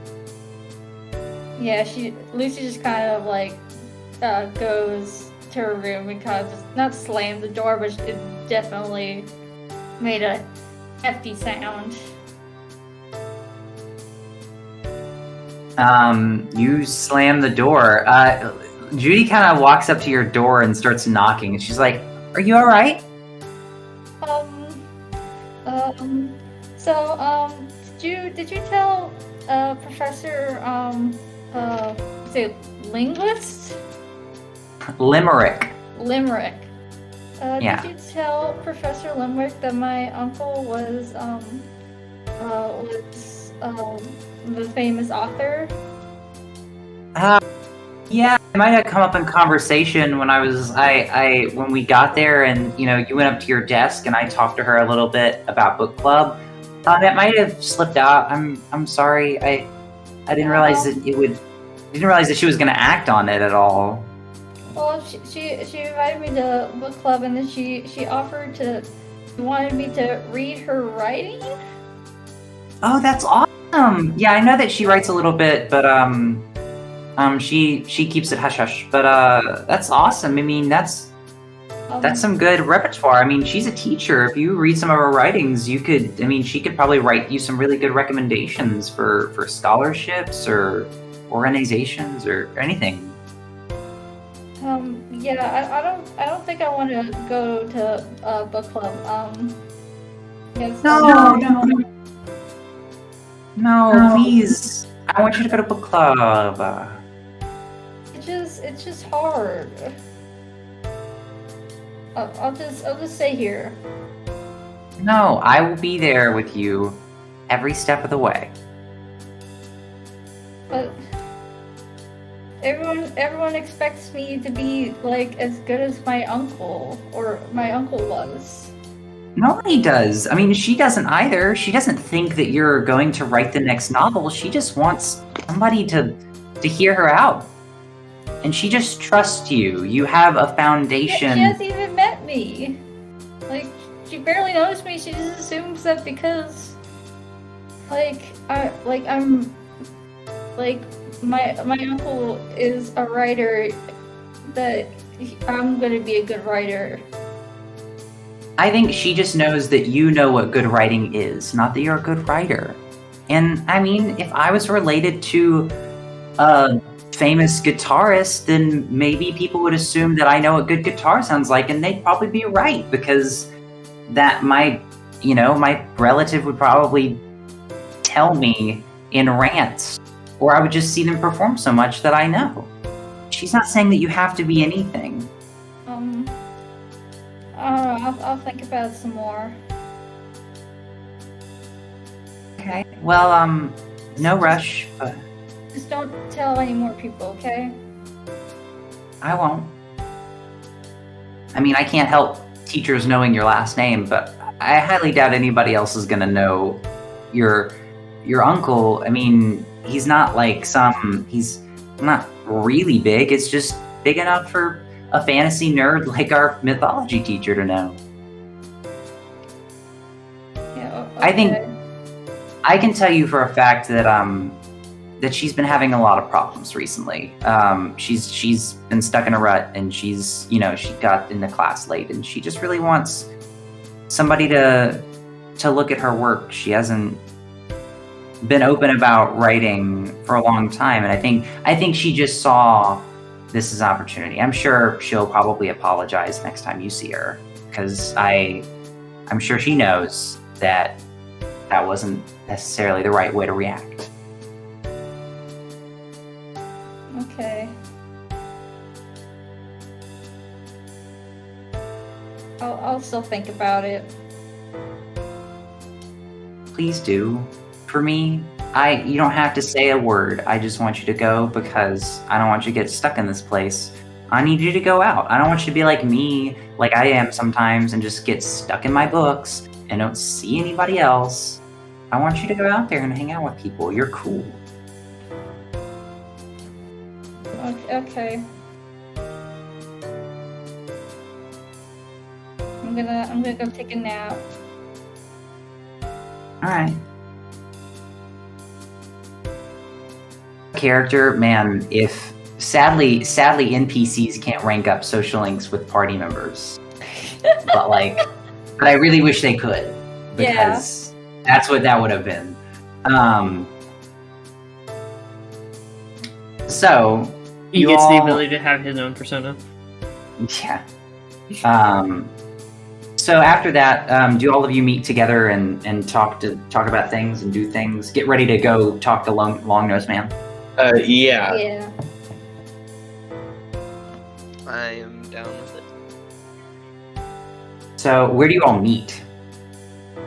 His room, James' room. Yeah, that's kind of just become our hang. That's kind of just become like the meeting room. So you guys meet in James' room. So you go to James' room and you're hanging there. What do you guys say? So, well, I think we need to, you know, head to talk to the beak nose dude. So I think we can do that from the annex. Do we need like our VR sets? Oh, I mean, we just have those little patches, right? Yeah. So the VR sets, With they kind of nicotine patches on you, then you're in there. Yeah, that's kind of how they work. Wait, what? What? I mean, that's not exactly how they work. You still have a headset, like an earpiece and an eyepiece. Okay. And what it is those earpieces and eyepieces, it's hard to tell, but like they're more so, it's less so that they're projecting like sensory information. They're just blocking. They're more so blocking things out. Because when you're in the NX, your body isn't like completely numb to what's going on around it. All right, cool. So I probably would have told everyone to bring their annex stuff here. We're just Right. all gonna collapse in James's room. I mean, might as well collapse together instead of apart. True. That way, if any damage in the game converts to real life, we're able to be near each other and patch each other up in the real world if necessary. Right. Okay. So you all enter the annex. When you all do, you enter into his room. Like in the annex, like the mirror version. And as you do, you hear the hooting of a familiar owl. Oh, okay, cool. Duolingo Can you owl. see him? Oh no, And- I forgot to do my sets. German lesson. Damn it. As the owl comes by and poofs cartoonishly, and you see standing at the doorway with his hands at his hips, Superman posing, you see little old Rufio, and he's like, "Hey guys, I'm here." Hey, Rufio, a man died. We got to go talk to Igor. Yeah. Actually, about that, did we see you on the third floor? Yeah. I think I have something that you guys might want to go see. Oh yeah. Alright. I'm gonna be like, all right, and then I'm gonna start walking towards him. But then Dear Jane's God, gonna like Rufio, another dead body. Jane. No, it's not a dead body. Jane is gonna like walk towards him, but then like stop abruptly and be like, "Ow!" And then she's gonna like walk this way and be like, "Ow!" And be like, "Oh man, I'm sorry. I'm not really used to this VR stuff." And then I'm just gonna keep walking, and I'm gonna like bump into into James. I mean, Jane. yeah. You had no problem moving around when you were kicking ass. Well, there's a lot more people in this room now. It's a lot more cramped. All right, everyone in Less bird row, people let's than go. Before, because before there were shadows. No, I mean like in the real world. Oh. Yeah, but in the Tommy, once again. I real world- was just trying to make a joke. So. Okay. As you follow him, he leads you up the stairs into the third floor. And as you do follow him, you walk up to what you assume to be the room of the individual that is no longer with us. And you see his room is not like the other dorm doors. It seems to be like a door that would be in an asylum. Oh. And you see that there's like a glass, like how some of those and it it seems like there's glass on there that you imagine you'd be able to see into whatever this room would be. But it seems to be fogged so you can't see it. And you see a lock. And the lock itself on this door is charred. And it seems to be broken. And by broken, I don't mean opened, I mean broken. And Rufio looks at you and he goes, guys, I don't know what the heck this means. Well, I have a few ideas, but I can tell you, it's not good. And we're gonna end there. Oh. All right. What is it?